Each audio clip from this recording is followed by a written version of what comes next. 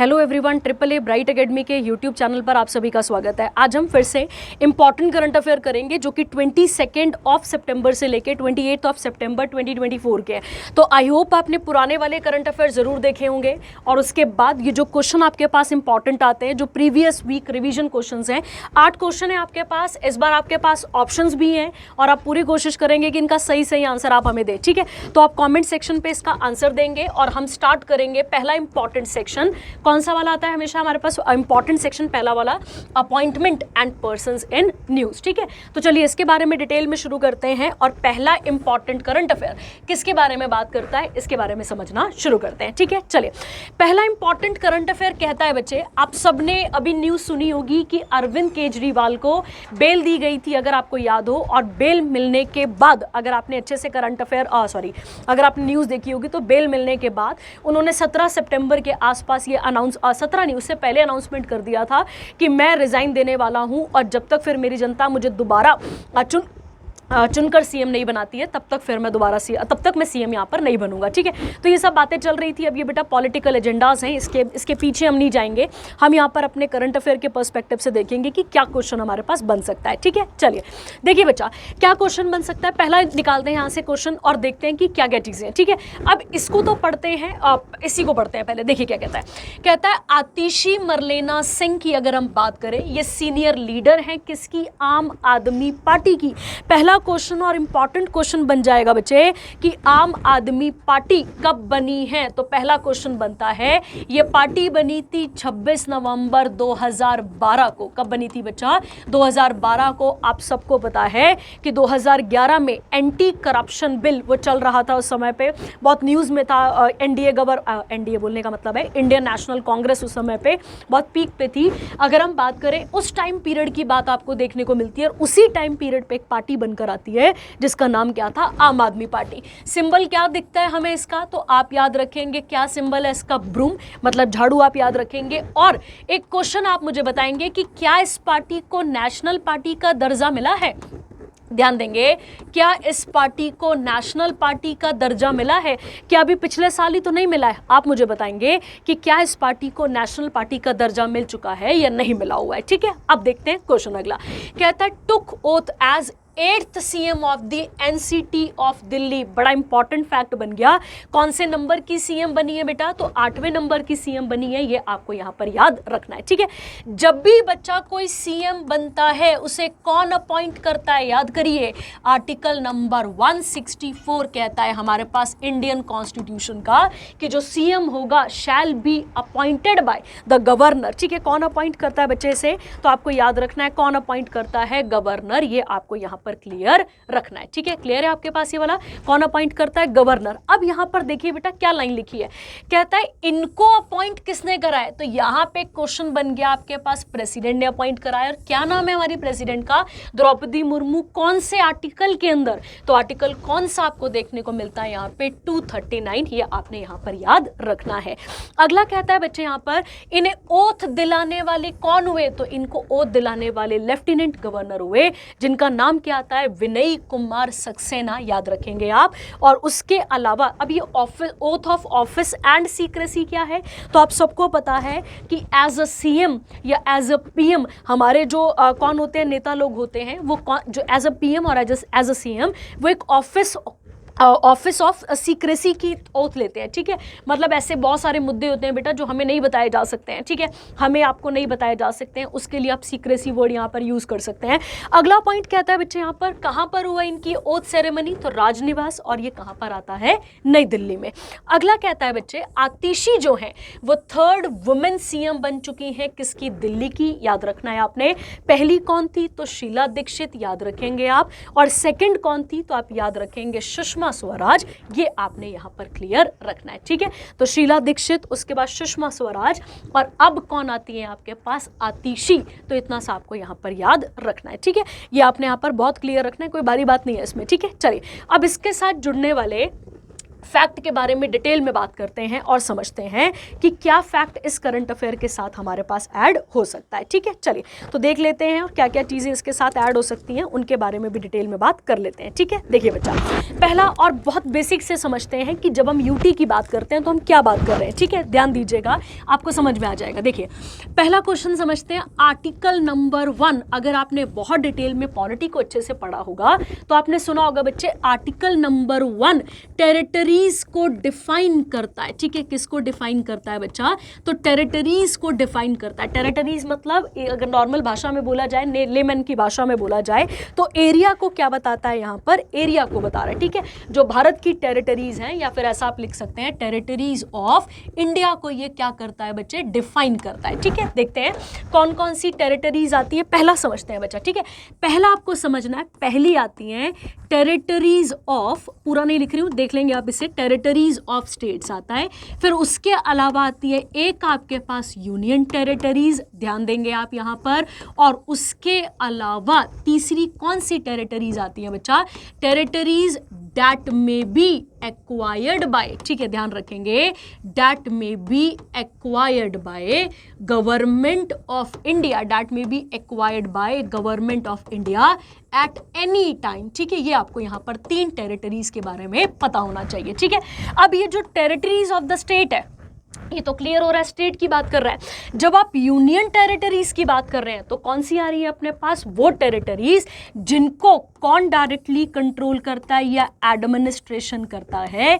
याद रखेंगे आप, कौन इनको देखता है? तो सेंट्रल गवर्नमेंट जिनको एडमिनिस्टर करती है उन्हें क्या कहा जाता है बच्चे? उन्हें कहा जाता है यूनियन टेरिटरीज। और ऐसी टेरिटरीज जिनको भारत सरकार एक्वायर करती है, अब उनके साथ क्या करना है क्या नहीं करना वो भारत सरकार डिसाइड करती है। हमें कौन सा वाला फैक्ट समझना था यहाँ पे? हमें यूनियन टेरिटरीज के बारे में यहाँ पर समझना था। तो आर्टिकल नंबर 1 भी हमें क्लियरली बताता है किसके बारे में बच्चा? यूनियन टेरिटरीज के बारे में हमें क्लियरली बताता है। पहला फैक्ट क्लियर हुआ।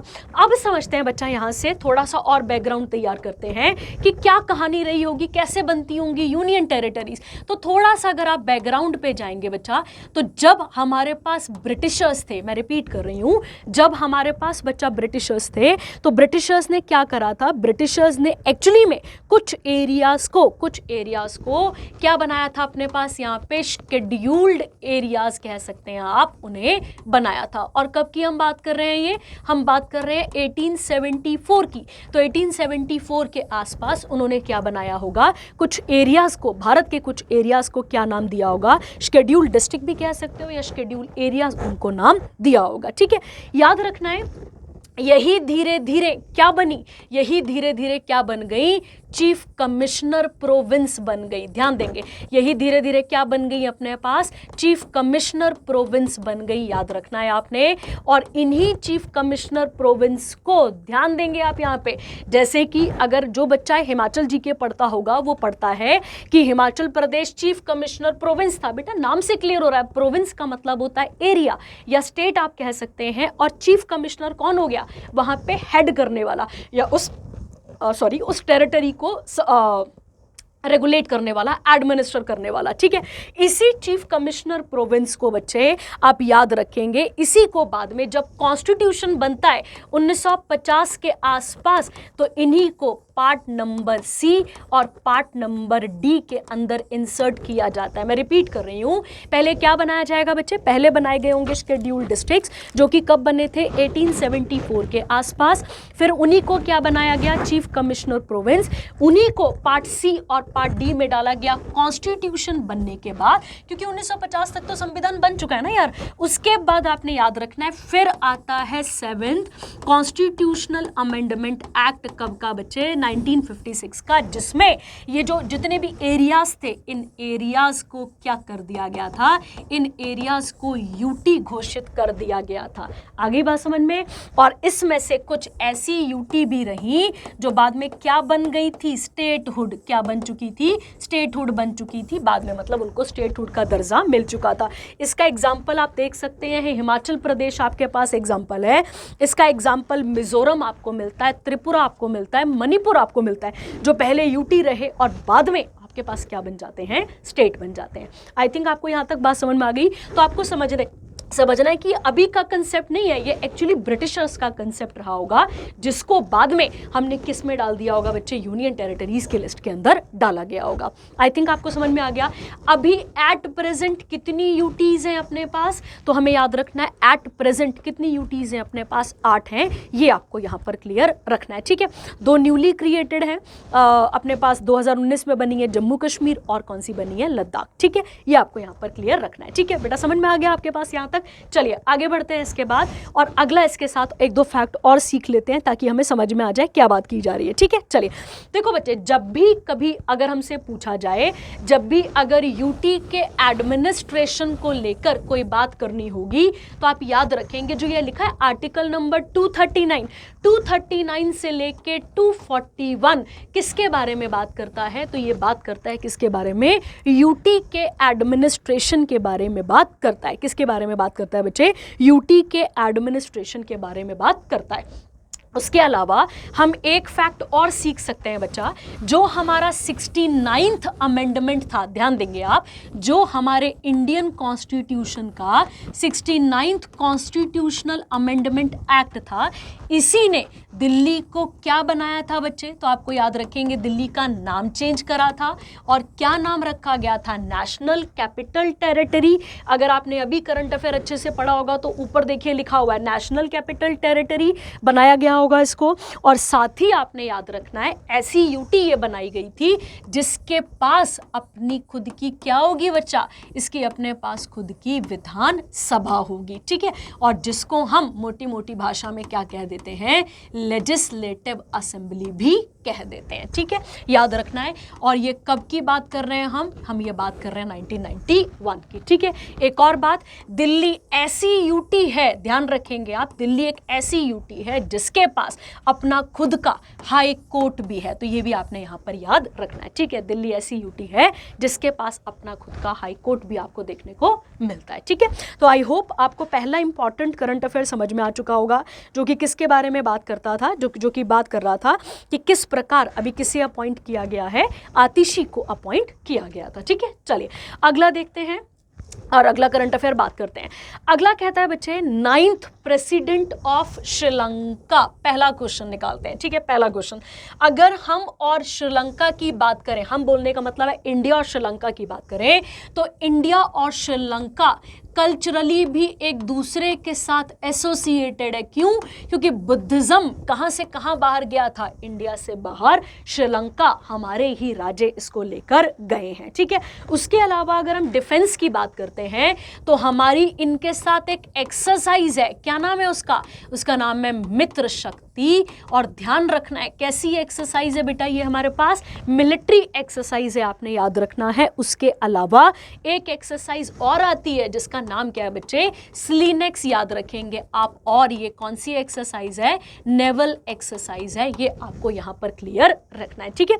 इसके अलावा अगर हम बात करते हैं बच्चा, हम और श्रीलंका, ध्यान देंगे, हम और श्रीलंका, हम बोलने का मतलब है इंडिया, बिम्स्टेक का भी क्या है, हम पार्ट है, श्रीलंका भी पार्ट है। और याद रखना है आपने सार्क, इन दोनों का क्या फुल फॉर्म है आप मुझे बताएंगे, ठीक है। तो हम श्रीलंका के साथ ऐसी कनेक्टिविटी में नहीं है, तो आपको याद रखना है एक्चुअली में कल्चरली भी हमारे साथ टाइज है। एक याद करिए राम सेतु, अगर आपको याद हो तो हमने किसी करंट अफेयर में बात करी थी इसके बारे में भी। उसके अलावा मिलिट्री और नेवल एक्सरसाइज के मामले में भी हम हैं। उसके अलावा अगर हम देखें तो बिम्स्टेक और सार्क जैसी जो ऑर्गेनाइजेशन है उसके हम भी पार्टिसिपेंट है, और कौन पार्टिसिपेंट है, श्रीलंका भी है, ठीक है। चलिए अब इसके साथ करंट अफेयर पे आते हैं, करंट अफेयर से बनने वाले क्वेश्चन देख लेते हैं, ठीक है। चलिए अच्छा, एक क्वेश्चन और, इंडिया और श्रीलंका की जब हम बात करते हैं तो ये एक स्ट्रेट से एक दूसरे के साथ कनेक्टेड है। आप मुझे बताएंगे उस स्ट्रेट का नाम क्या है, आप मुझे बताएंगे, ठीक है। चलिए कहता है बच्चे, अनुराग कुमार, अनुरा से काफ़ी है, या अनु काफ़ी है आपको याद करने के लिए, ठीक है। अनुराग कुमार जो है वो किस पार्टी से बिलोंग करते हैं, कितने साल के हैं, पहले तो 55 years old, leader of Marxist and Leninist party, जिस पार्टी का नाम आपको याद रखना पड़ेगा थोड़ा सा। और ये क्या बने हैं, 9th नंबर के क्या बने हैं बच्चा, प्रेसिडेंट बने हैं, ये आपको यहाँ पर याद रखना है। और इन्हें शपथ दिलाने कौन आया है, तो उस समय का उस मतलब वहाँ का जो चीफ जस्टिस होगा वो उन्हें शपथ दिलाने आया हुआ है। और क्या नाम है इनका, तो इनका नाम है जयंता जयसूर्या मसूरी, ये आपने यहाँ पर याद रखना है। ठीक है, चलिए ये हो गया आपके पास एक और इम्पॉर्टेंट करंट अफेयर, इसमें और कोई भारी बात है नहीं करने के लिए। ठीक है, उसके अलावा अगर हम देखें तो इनकी लेजिस्लेचर को भी क्या कहते हैं बेटा, याद करिए, जॉर्डन की लेजिस्लेचर को भी क्या कहते थे, पार्लियामेंट। वैसे ही इनकी लेजिस्लेचर को भी क्या कहा जाता है, पार्लियामेंट, आपने यहाँ पर याद रखना है। ठीक है, कैपिटल क्या आ जाएगी इसकी, तो आप सबको पता है कोलंबो और श्री जयवर्धने कोटे, ये दो कैपिटल्स आ जाती हैं। उसके अलावा करेंसी रुपए ही चलती है या श्रीलंकन रुपए चलती है, ये आपको यहाँ पर याद रखना है। ठीक है, चलिए ये भी हो गया आपके पास। अगला करंट अफेयर चलते हैं। अगला करंट अफेयर मोस्ट इंपॉर्टेंट हो गया, क्योंकि अपॉइंटमेंट के सेक्शन पे ये बहुत ही इंपॉर्टेंट हमें देखने को मिलता है। ठीक है, देखिए क्या कहता है मिनिस्ट्री ऑफ डिफेंस किसके पास है बेटा अभी ये, तो आप सबको पता है किसके पास है, ये राजनाथ सिंह के पास है। और इन्होंने क्या बोला है, इन्होंने अपॉइंट करा है किसको, एयर मार्शल अमरप्रीत सिंह को ध्यान रखेंगे as the next chief of air staff in the Indian air force in the rank of air chief marshal, जो कि कब से यहाँ पर बोला गया है, 30 सितंबर 2024 से। किसको सक्सीड करा है, तो हम सबको पता है विवेक राम चौधरी थे इससे पहले, उनको सक्सीड किसने करा है, तो अमर ने। ठीक है, ये आपको यहाँ पर क्लियर रखना है। अब अगर हम इसके बारे में बात करें बच्चा, हम सबको पता है 8 October is celebrated as air force day. क्या मनाते हैं हम यहाँ पर, एयर फोर्स डे हम यहाँ पर मनाते हैं, अभी मनाएंगे हम इसी अक्टूबर में। ठीक है, अगला आपको सीखना है यहाँ पर कि अगर हम बात करते हैं, वैसे तो इसका नाम पहले कुछ और ही था, अंग्रेजों ने इसका गठन करा था एयरफोर्स का 1950 में, भारत की आज़ादी के बाद, संविधान बनने के बाद हम एक्चुअली में किसका गठन करते हैं, किसका स्टैब्लिश करते हैं, आपको याद रखना है एयरफोर्स की हम प्रॉपरली क्या करते हैं, यहाँ पे स्टैब्लिशमेंट करते हैं, ये आपको यहाँ पर याद रखना है। ठीक है, अगर हम इसकी मोटो की बात करें तो इसका मोटो क्या है, टच द स्काई, ध्यान रखेंगे, touch the sky with glory. क्या आता है इसका यहाँ पर, आपको याद रखना है, ये क्या आता है इसका, ये आता है, इसकी टैगलाइन आती है और इसका मोटो आता है। और ये मोटो कहाँ से लिया गया है, तो 11th चैप्टर है किसका, भगवद गीता का। ठीक है, भगवद गीता का जो 11th चैप्टर है वहां से लिया गया है आपके पास, क्या, इसकी टैगलाइन आपने याद यहां पर रखनी है। ठीक है, और एक और क्वेश्चन हम सीख सकते हैं कि पूरी आर्म्ड फोर्सेस का सुप्रीम कमांडर कौन होता है बच्चे, तो पूरी आर्म्ड फोर्सेस का सुप्रीम कमांडर कौन होता है बच्चे, प्रेसिडेंट ऑफ इंडिया। तो जो भी प्रेसिडेंट होगा वो बाय डिफॉल्ट क्या होगा बच्चे, आपके पास सुप्रीम कमांडर होगा किसका, याद रखना है आपने, आर्म्ड फोर्सेस का, ये आप यहाँ पर क्लियर रखेंगे। ठीक है, उसके अलावा आप सबको पता है बालासोर जो बालाकोट एयर स्ट्राइक है, वहां पर इनका पार्टिसिपेट था। ऑपरेशन मेघदूत आपने सुना होगा, उसके अलावा आपने सुना होगा ऑपरेशन विजय। ये सब ऑपरेशंस आपको किसके देखने को मिलते हैं, ये दिखते हैं आपको इंडियन एयर फोर्स के। ठीक है, और भी बहुत सारे ऑपरेशंस हैं, आपको यहाँ पर इतना ध्यान रखना है। ठीक है, चलिए अगला बढ़ते हैं और अगला इंपॉर्टेंट करंट अफेयर बात करते हैं।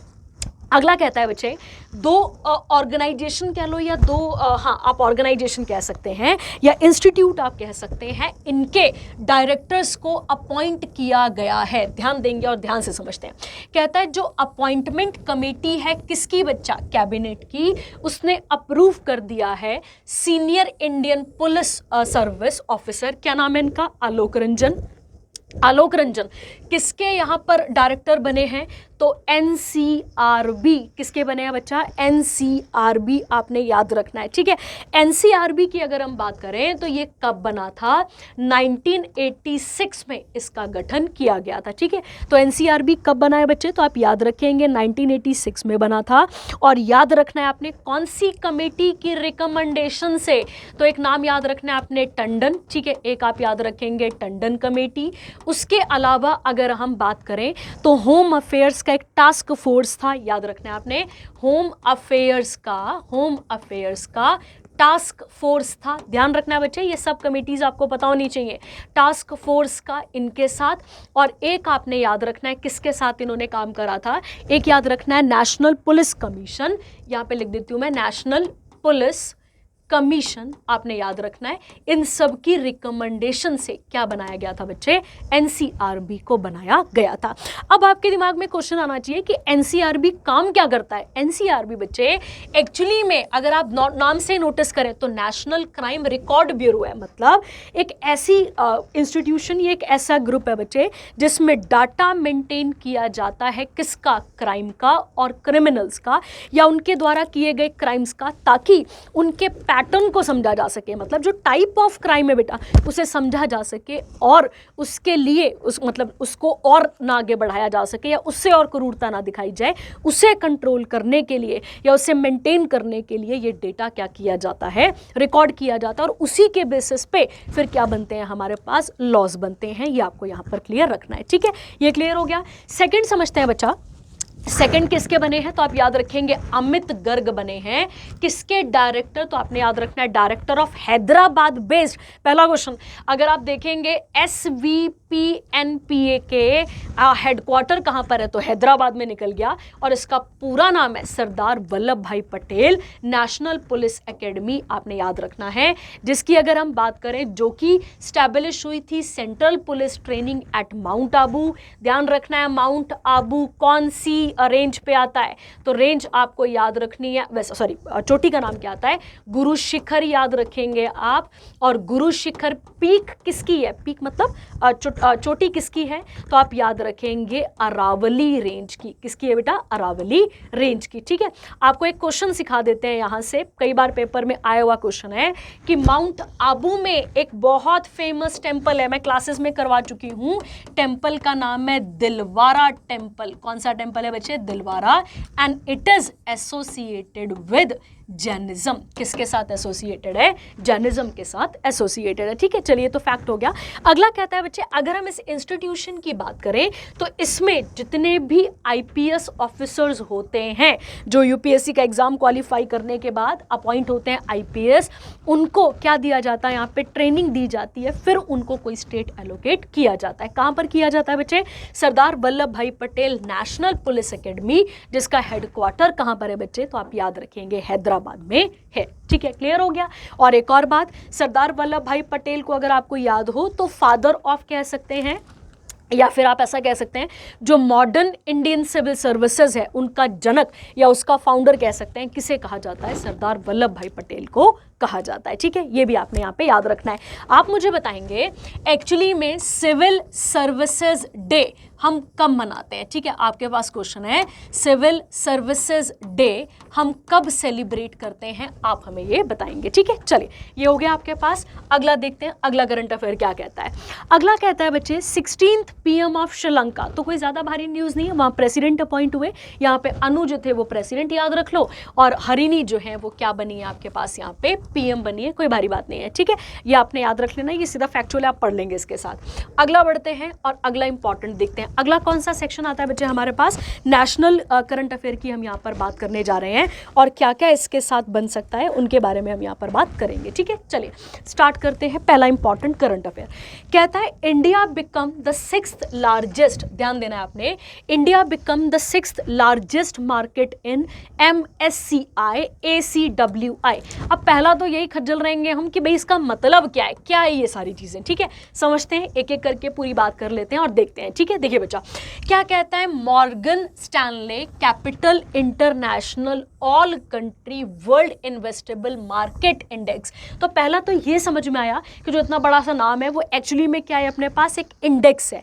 अब देखते हैं बच्चा ये कैसा इंडेक्स है। तो ये एक ऐसा इंडेक्स है बच्चे जो फास्ट ग्रोइंग इकोनॉमीज होती हैं, ध्यान देना, जो फास्ट ग्रोइंग इकोनॉमीज होती हैं, फास्ट ग्रोइंग इकोनॉमीज की जो कंपनी होती है बेटा, उनकी परफॉर्मेंस या फिर उनकी परफॉर्मेंस को चेक करता है और उनकी परफॉर्मेंस के बेसिस पे पोर्टफोलियो बनाता है कंट्री का, कि उस कंट्री का अगर हम देखा जाए तो उस कंट्री का क्या परफॉर्मेंस है।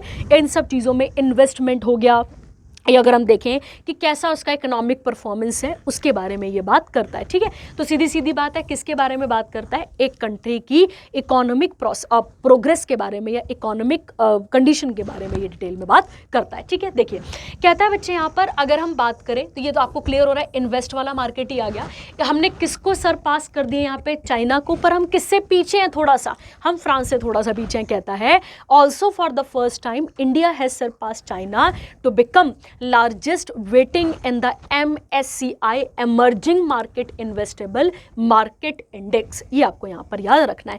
कहता है the combined weight of the India's domestic stock, domestic मतलब बॉर्डर के अंदर वाला, as a part of MSCI EMI, कोई भारी बात नहीं है बेटा, वो आपको याद करना पड़ेगा, stood at 22.7 compared to, अब यह डाटा आपको थोड़ा सा पता होना चाहिए, और चाइना का डेटा कितना है? 21.58। कहता है अब देखिए यहाँ पे लिखा हुआ है बच्चे, कहता है ये एक लीडिंग प्रोवाइडर है किसका? ग्लोबल इंडेक्सेस के बारे में बात करता है, और एक benchmark related product and services to investors across the world, और इसका हेडक्वार्टर कहाँ पर है बच्चे? न्यूयॉर्क में। तो कोई भारी बात नहीं है इसमें, सीधी सीधी बात थी। किसके बारे में बात कर रहा है ये? कि जो इकोनॉमीज है, ठीक है, जो बड़ी बड़ी कंट्रीज की जो इकोनॉमीज हैं उनकी इकोनॉमिक परफॉर्मेंस कैसी है, ट्रेड में, इन्वेस्ट वगैरह वगैरह, उन सब के बारे में ये डील करता है। ठीक है, चलिए अगला बढ़ते हैं, अगला देखते हैं। अगला कहता है आयुष्मान भारत प्रधानमंत्री जन आरोग्य योजना के 6 साल कंप्लीट हो चुके हैं। बात करते हैं इसके बारे में भी। ठीक है, देखिए बच्चा, हम सबको पता है कि ये एक बहुत बड़ी स्कीम है जो कि सेंट्रल गवर्नमेंट ने चलाई थी, और ये बहुत बड़ी हेल्थ स्कीम है हमारे पास। ठीक है, और किसके अंदर चलाई गई है ये? तो आप याद रखेंगे नेशनल हेल्थ पॉलिसी कब आई थी लास्ट हमारे पास? 2017 में। कहता है बच्चे कि इसके 6 साल कंप्लीट हो चुके हैं और सक्सेसफुल इम्प्लीमेंटेशन, वैसे इसका ज़्यादा यूज जो है वो हमें कोविड-19 में देखने को मिलता है, जब भारी पैमाने पे किसका यूज़ किया जाता है बेटा? किसका यूज़ किया गया था? इस स्कीम का यूज़ यहाँ पर किया गया था। कहता है बच्चे स्कीम को लॉन्च कब किया गया था? 23 सितंबर 2018 को। और इसका अगर हम देखें तो इसको कहाँ से लॉन्च किया गया था? रांची झारखंड से। इसके अंदर क्या था बच्चे? तो ये एक लार्जेस्ट हेल्थ इंश्योरेंस स्कीम थी, याद रखेंगे आप। और इसमें क्या था कि जिसमें कैशलेस हेल्थ कवर मिलना था। कितना लाख रुपए बच्चा यहाँ पे? ये आपको समझना है, 5 लाख पर फैमिली पर ईयर। ठीक है, फॉर, ध्यान देना, फॉर प्राइमरी नहीं है, प्राइमरी के अंदर तो डिस्पेंसरीज आ जाती है ना, तो सेकेंडरी और tertiary health care hospitalisation across public and private empanelled hospitals in India. ठीक है, ये आपको यहाँ पर क्लियर रखना है। ठीक है, तो जो लोग बोलने का मतलब है, वैसे स्पेशली गरीब तबके के लिए ये था कि जो क्या नहीं कर सकता, जो हेल्थ की जो चीज़ें हैं उनको अफोर्ड नहीं कर सकता है, उसके लिए स्कीम को चलाया गया था। और अगर आपको पता हो बच्चे तो इस कार्ड का लोगों ने कोविड के टाइम पर भरपूर प्रयोग करा है, भरपूर। ठीक है, चलिए आगे बढ़ते हैं इसके साथ और अगला देखते हैं। अगला क्या आता है? अगला कहता है बच्चे यहाँ पे पीरियोडिक लेबर फोर्स सर्वे हुआ है। ठीक है, अगर आपको पता हो तो पीरियोडिकली बोलने का मतलब होता है गैप दे देकर जो सर्वे किए जाते हैं। ठीक है, बात करते हैं इसके बारे में भी। देखो कहता है बच्चे according to 7th annual report, कौन सी रिपोर्ट आई है बच्चे हमारे पास? ये 7th एनुअल रिपोर्ट आई है किसकी? Periodic labour force survey. कब की बात कर रहे हैं हम? ये जुलाई 2023 से लेकर जून 2024 तक की। और इसे किसने लॉन्च करा है? NSSO ने इसे लॉन्च यहाँ पर करा है। और किसने करा है बच्चा याला? तो आपको याद रखना है मिनिस्ट्री ऑफ स्टैटिस्टिक्स ने। और कौन है अभी मिनिस्टर इसके? तो आपको याद रखना है राव इंद्रजीत सिंह, ये आपने यहाँ पर क्लियर रखना है। क्या नाम है इनका बच्चे? राव इंद्रजीत सिंह, आप याद रखेंगे। कहता है बच्चे इसके अकॉर्डिंग, इस डेटा के अकॉर्डिंग, इस साल के अकॉर्डिंग जो लक्षद्वीप है उस पर हमें सबसे ज़्यादा अनएम्प्लॉयमेंट रेट देखने को मिलता है। किसमें बच्चा? यूथ में। अगर आप देखेंगे यहाँ पर यूथ में क्या दिखता है हमें? अनएम्प्लॉयमेंट ज़्यादा दिखता है।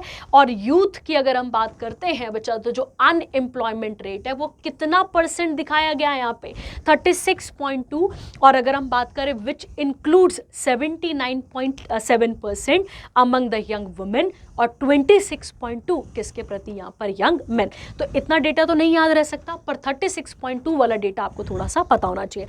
लक्षद्वीप के बाद कौन आता है? अंडमान निकोबार। और उसके बाद किसके बारे में बात की गई है? केरला। तो अगर आपको याद हो कुछ समय पहले एक और ऐसी ही रिपोर्ट लाई गई थी जिसमें अनएम्प्लॉयमेंट रेट सबसे कम कहाँ दिखा था? केरला में दिखा देखा गया था। ठीक है, तो ये आपको यहाँ पर समझना है। ठीक है, क्लियर है बच्चे यहाँ तक आपके पास? अच्छा, अगर मैं आपसे पूछूं अनएम्प्लॉयमेंट होती क्या है बेटा, तो आपको समझना है कि अनएम्प्लॉयमेंट एक्चुअली में कंडीशन है बेटा।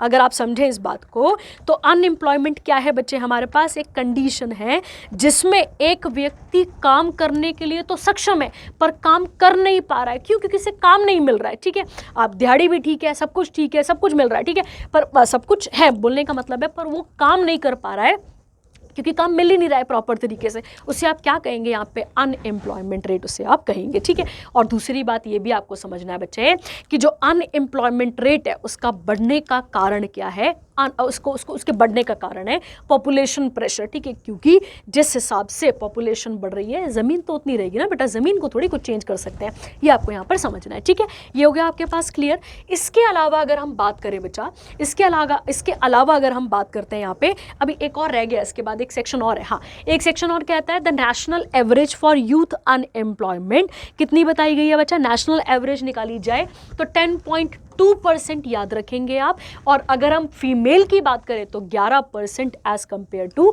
9.8% फॉर मेल्स। और अगर स्टेट में देखा जाए तो स्टेट में अगर देखा जाए तो मध्य प्रदेश एक ऐसा राज्य है जहां पे लोएस्ट अनएम्प्लॉयमेंट रेट हमें देखने को मिलता है, और उसके बाद गुजरात, और गुजरात के बाद क्या आता है? झारखंड। आपने याद रखना है। ठीक है, चलिए, अब ये तो हो गया आपके पास अनएम्प्लॉयमेंट रेट का डेटा। अब हम ये देख लेते हैं कि क्या भारत सरकार ने कोई ऐसे प्रोग्राम चलाए हैं जो किसके बारे में बात करते हैं? अनएम्प्लॉयमेंट को कॉम्बैट करने के बारे में बात करते हैं, या फिर लोगों को रोजगार देने के बारे में बात करते हैं। तो आप सब ने सुना होगा बच्चा स्टार्टअप स्कीम के बारे में। ठीक है, तो स्टार्टअप इंडिया स्कीम जो थी वो एक्चुअली में किसके लिए चलाई गई थी बच्चा? वो चलाई गई थी किसके लिए? एम्प्लॉयमेंट जनरेट करने के लिए। उसके अलावा आप सब ने सुना होगा बच्चा किसके बारे में? मनरेगा के बारे में। अगर आप सब ने सुना होगा तो बड़ी अच्छी बात है, आप मुझे फुल फॉर्म भी बताएंगे इसका। ठीक है, मनरेगा आ गया। उसके बाद अगर हम बात करें तो प्रधानमंत्री कौशल विकास योजना। ठीक है, कौशल विकास योजना, ये भी आपको याद रखना है, ये भी किसके बारे में डील करती है? ये भी बात करती है किसके बारे में? एम्प्लॉयमेंट के बारे में। ठीक है, मतलब अनएम्प्लॉयमेंट को कम करने की बात ये करती है। ठीक है, उसके अलावा अगर हम बात करें तो एक और आती है आपके पास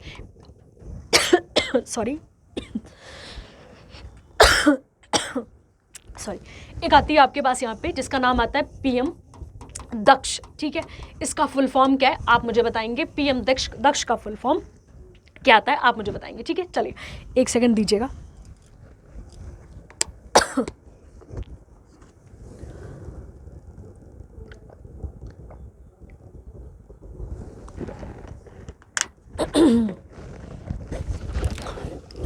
सॉरी, उसके अलावा अगर हम बात करते हैं, एक रोजगार मेला भी चलाया गया था।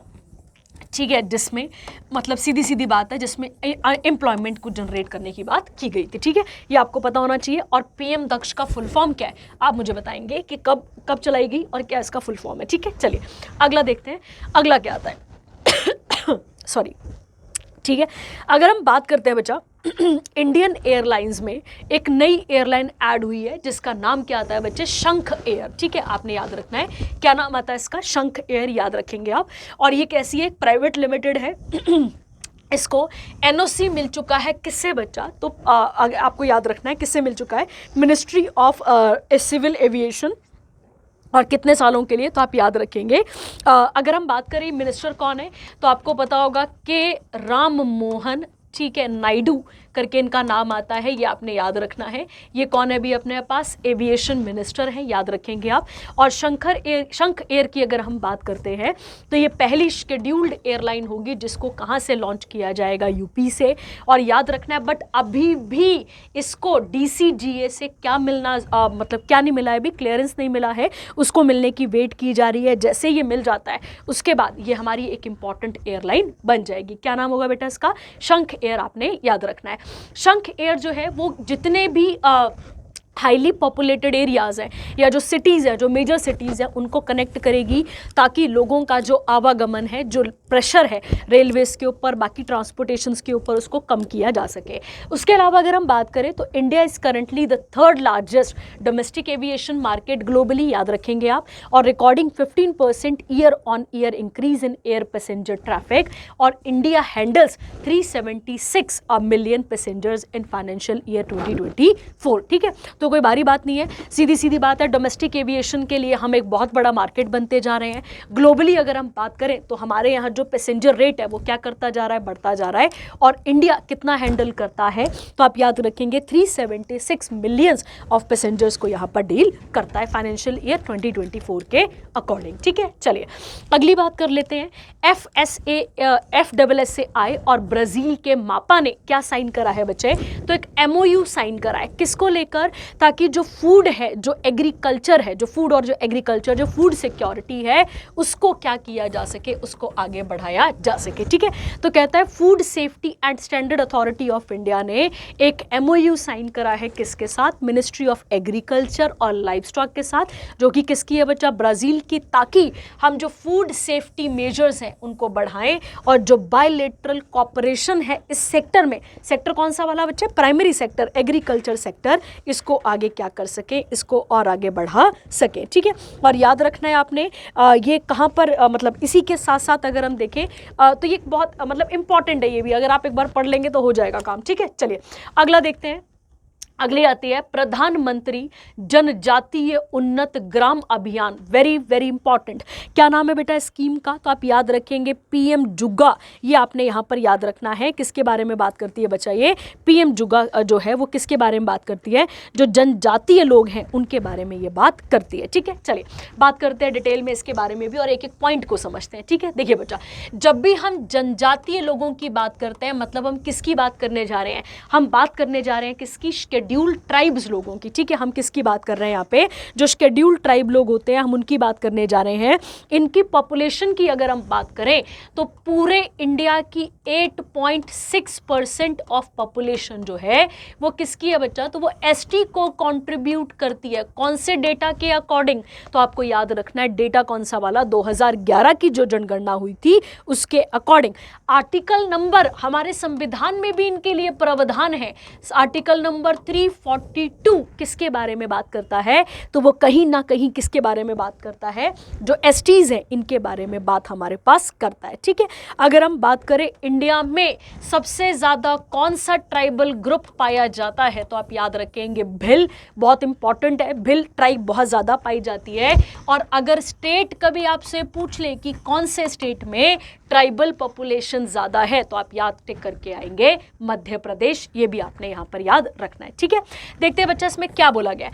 कहता है यूनियन कैबिनेट ने अप्रूव कर दिया है प्रधानमंत्री जनजातीय उन्नत ग्राम अभियान, अगर हम इसके बारे में बात करें, ताकि क्या किया जा सके, सोसाइटी में इनकी इकोनॉमिक और इनकी सोशल कंडीशन को क्या किया जा सके, ठीक किया जा सके। इसके लिए अगर हम बात करें तो कितना आउटले पेश किया गया है, तो आप याद रखेंगे 79156 crore to be implemented over a period of 5 years, ताकि इनको क्या किया जा सके बच्चे, इनका उत्थान किया जा सके। कहता है PM JUGA is an extensive reach targeting, कितने विलेजेस को टारगेट कर रहा है, तो आप याद रखेंगे 63,000, benefiting over 5 crore tribal peoples, spanning 549 districts और 2740 blocks and covering 30 states and UTs। आपको ये वाली बात यहाँ पर याद रखनी है। उसके बाद है इंडिया की जो ट्राइबल पॉपुलेशन है, अगर हम बात करते हैं कितनी बताई गई है बच्चा, 10.45 करोड़, ये मैंने परसेंटेज बताई है, ये आपके पास क्या आ गया, करोड़ में आ गया। याद रखेंगे आप, ये ST पॉपुलेशन आती है ओवर 700 ST कम्युनिटीज़। ठीक है, क्या इनके लिए अगर मैं आपसे पूछूं बच्चा, अगर मैं आपसे पूछती हूँ यहाँ पे कि क्या इनके लिए कहीं सीट रिजर्व होती हैं, तो आपको याद रखना है बिल्कुल इनके लिए सीट्स रिजर्व होती हैं। अगर हम लोकसभा की बात करें तो आर्टिकल नंबर 330 में किसके लिए सीट्स रिजर्व हैं, ST के लिए सीट रिजर्व हैं, याद रखना है आपने। 332 की अगर हम बात करते हैं तो ये विधानसभा के बारे में बात करता बनता है और विधानसभा में भी इनके लिए सीटें रिजर्व हमें देखने को मिलती हैं। और आर्टिकल नंबर 243 पंचायत में किसके लिए सीट्स रिजर्व हैं, तो आपने याद रखना है एसटीज के लिए सीट रिजर्व हमें देखने को मिलती है। ठीक है, चलिए, तो ये भी हो गया आपके पास इंपॉर्टेंट करंट अफेयर। अगला कहता है पुणे का जो एयरपोर्ट है बच्चे, उसका नाम बदला गया है और अब उसका नाम बदलकर क्या रखा गया है बेटा, तो आप याद रखेंगे जगत गुरु, और गुरु का नाम क्या आता है, संत तुकाराम महाराज। ये आपने यहाँ पर याद रखना है। पहला क्वेश्चन बनता है हमारे दिमाग में कि क्या पहली बार ये चेंज किया जा रहा है नाम? बिल्कुल नहीं। आप सबने चंडीगढ़ जो एयरपोर्ट है उसका नाम भी सुना होगा, शहीद भगत सिंह के नाम पर रखा गया था। ठीक है, तो ये नाम आज से चेंज नहीं हो रहे, बहुत पहले से चेंज हो रहे हैं। उसी तर्ज में एक और नाम चेंज हुआ है, क्या नाम आता है उसका, संत तुकाराम महाराज एयरपोर्ट, आपने यहाँ पर याद रखना है। ठीक है, अब बात करते हैं कौन थे ये तुकाराम। देखिए बच्चा, पहला आपको याद रखना है ये संत तुकाराम कौन हुए बच्चा, तो 17th सेंचुरी के मराठी पोएट हुए, हिंदू संत हुए और इन्हें तुका या बरया और तुकोबा भी कहा जाता है महाराष्ट्र में।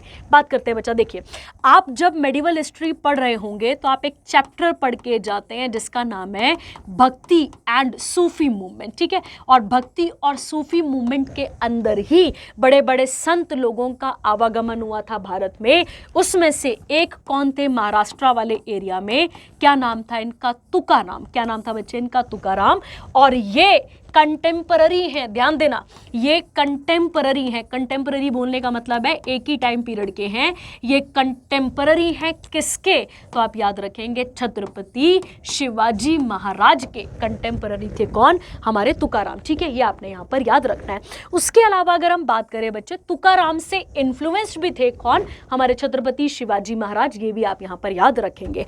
उसके अलावा ये कौन से सेक्ट के थे, तो सेक्ट का नाम था वरकारी सेक्ट, याद रखना है आपने। और उसके अलावा किसकी पूजा करते थे बच्चा, तो ये लॉर्ड विष्णु की पूजा किया करते थे, जिनको विठल भी कहा जाता है। क्या कहा जाता है, जिनको विठल भी कहा जाता है, ये आपने यहाँ पर याद रखना है। ठीक है, किसकी पूजा करते थे बच्चा, तो आप याद रखेंगे लॉर्ड विष्णु की पूजा करते थे और विष्णु के अवतारों की पूजा करते थे, ऐसा भी कह सकते हो, जिनको विठल कहा जाता है। ठीक है, उसके अलावा ये कास्ट सिस्टम के बिल्कुल खिलाफ थे, जो ब्लाइंड रिचुअलिज्म होता है उसके बिल्कुल खिलाफ थे, याद रखना है आपने। और उसके अलावा किसके ऊपर जोर देते थे, इनर स्पिरिचुअलिज्म, इनके ऊपर ज्यादा जोर देने की बात करते थे कौन, तुकाराम। तो ये आपने यहाँ पर क्लियर रखना है। ठीक है, चलिए आगे हो गया अपने पास। अब अगला बढ़ते हैं, अगला कौन सा करंट अफेयर आता है, देखिए अगला कहता है इंडिया और उज्बेकिस्तान ने बायलैटरल इन्वेस्टमेंट ट्रीटी करी है। ठीक है, ध्यान देते हैं बच्चा, क्या करी यहाँ पे, बायलैटरल इन्वेस्टमेंट ट्रीटी करी है, ये आपको यहाँ पर याद रखना है। पहला क्वेश्चन कि उज्बेकिस्तान कहां पर आता है, पहला फैक्ट सीखते हैं और क्या क्वेश्चन बनता है देखते हैं। देखिए बच्चा, ये एक्चुअली में एक लैंड लॉक्ड क्या आती है अपने पास, कंट्री आती है। और ये कंट्री कहाँ पर आती है, तो आपको याद रखना है कहाँ पर आती है, सेंट्रल एशिया। जब भी उज्बेकिस्तान आता है, ठीक है, तो आपको याद रखना है इसके साथ ही आती है आपके पास कौन सा वाला एरिया बच्चे, ताशकंद। और ताशकंद के ऊपर एक मूवी भी बनी है, ताशकंद फाइल्स, अगर आपने जोर दिया हो, जो कि इसकी कैपिटल भी है, ताशकंद कैपिटल है उज्बेकिस्तान की।